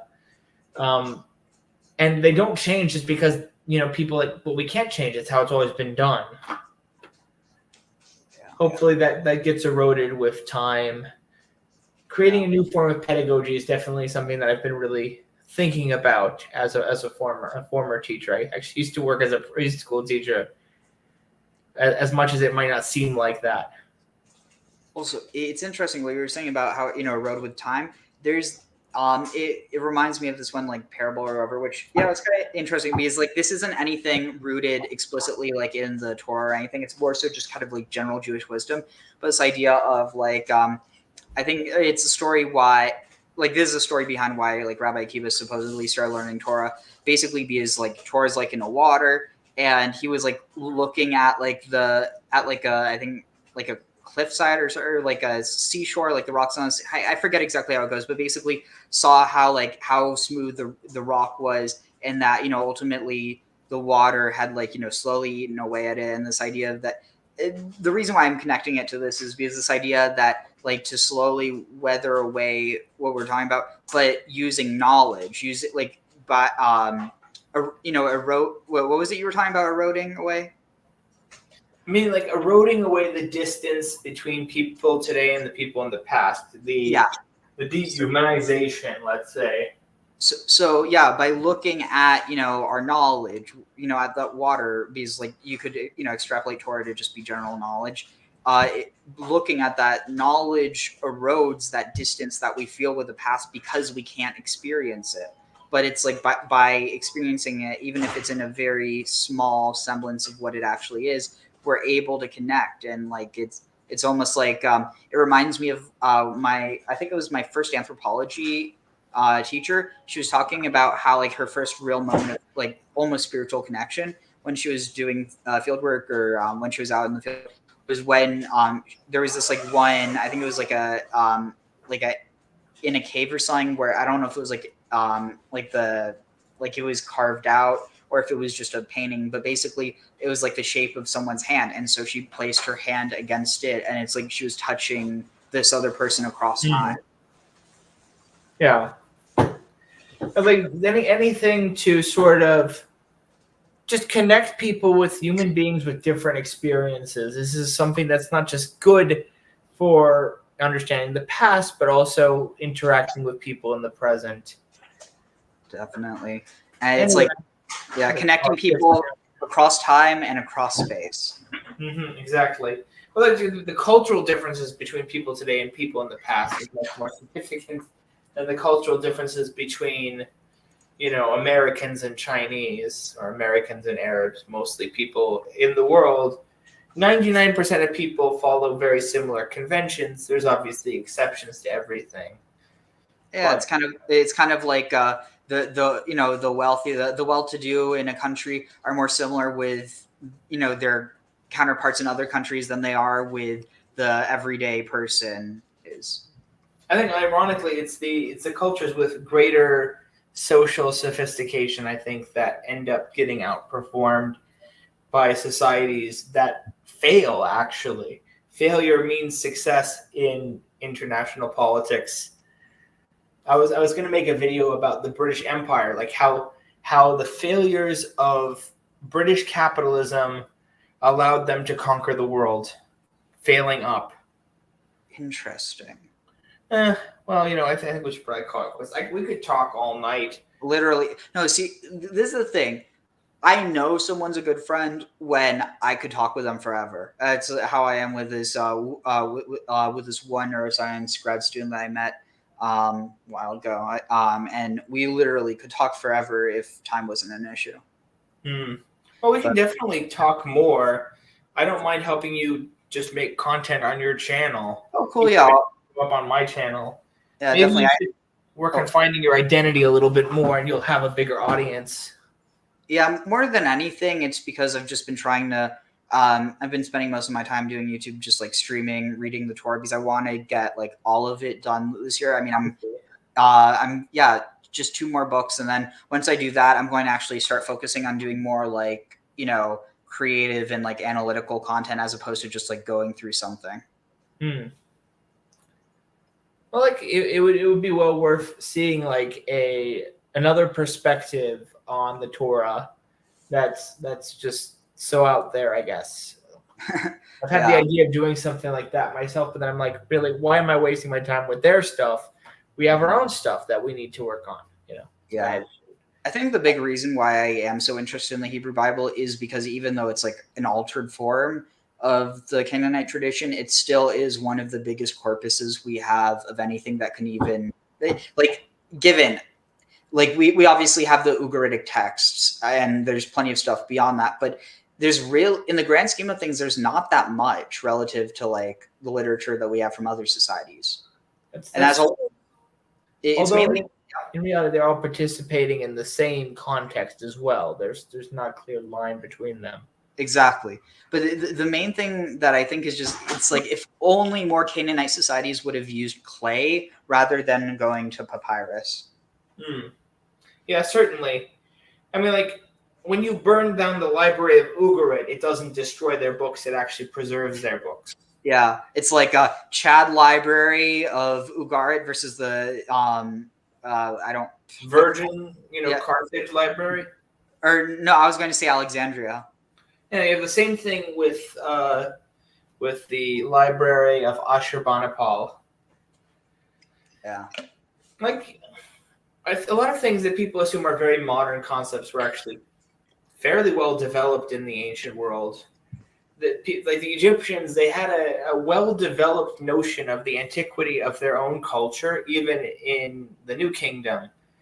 The third eldest son of Ramses II, Khan-Muset, his claim to fame was not that he became a pharaoh or became a general, but because he worked for the preservation of Egypt's archaeological landmarks that were already almost 2,000 years old when he was living. How do you spell his name? Khaemwaset.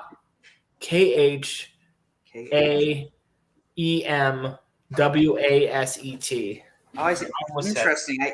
It's like, obviously I'm like, just imposing this because I'm thinking from a Semitic standpoint, but it almost makes me think of, life. Yeah, well, with the 19th dynasty of Egypt, the Ramesside dynasty of Egypt was actually Semitic. They were from Avaris, and Horemheb, he never had any progeny of his own, so he wanted to choose someone who had like that grandfather, son, and grandson sort of vibe. So he chose his old aide-de-camp, Ramses I, who already had a son, Seti, and already had a grandson, Ramses II. So the succession was very clear with that. So basically you're telling me that, like, again, obviously heavily mythologized, but for lack of a better term, the whole like Exodus narrative in terms of the whole idea of being slaves in Egypt, for lack of a better term, is Semite on Semite slavery. Well, in reality, there was slavery in Egypt, and it wasn't racial-based slavery. The Canaanites were the primary victims of Egyptian slave raids, or rather, Canaanite POWs would be taken to Egypt as booty, as slaves. But ultimately, though, that it was like the people in charge of Egypt at that time when this was happening were Semitic. Well, they were of Semitic descent because they were from Avaris. They were very strongly associated with the Delta Canaanites and the Hyksos, but they also tried really hard to depict themselves in a way as more native Egyptian. So you can kind of see the difference between the way the facial features of Ramses II, which are very Caucasian and very Semitic, with the way he's depicted in monumental art, which is essentially a copy of 18th dynasty styles. Interesting. And yeah, we definitely got to finish up here, but just one last thought that I think this would be an interesting thing to look into sometime would be, because I've heard of the whole idea that the Levites were, originally like Egyptian, or that, they had a huge connection to Egypt. But I wonder, because the Levites were the only ones who who weren't enslaved. And I wonder if that's because they were the ones who were enslaving. I wouldn't be surprised, because it's very clear that while there was a Canaanite underclass that was from Canaan, many Egyptian aristocrats and Egyptian magistrates at the very highest level, up to the vizier and even certain pharaohs, were clearly of Canaanite descent. And kind of sometimes they overcompensated with hatred of Canaanites to distance themselves from their Canaanite origins. Wow. And I think that's the perfect place to end off. Okay. Take care.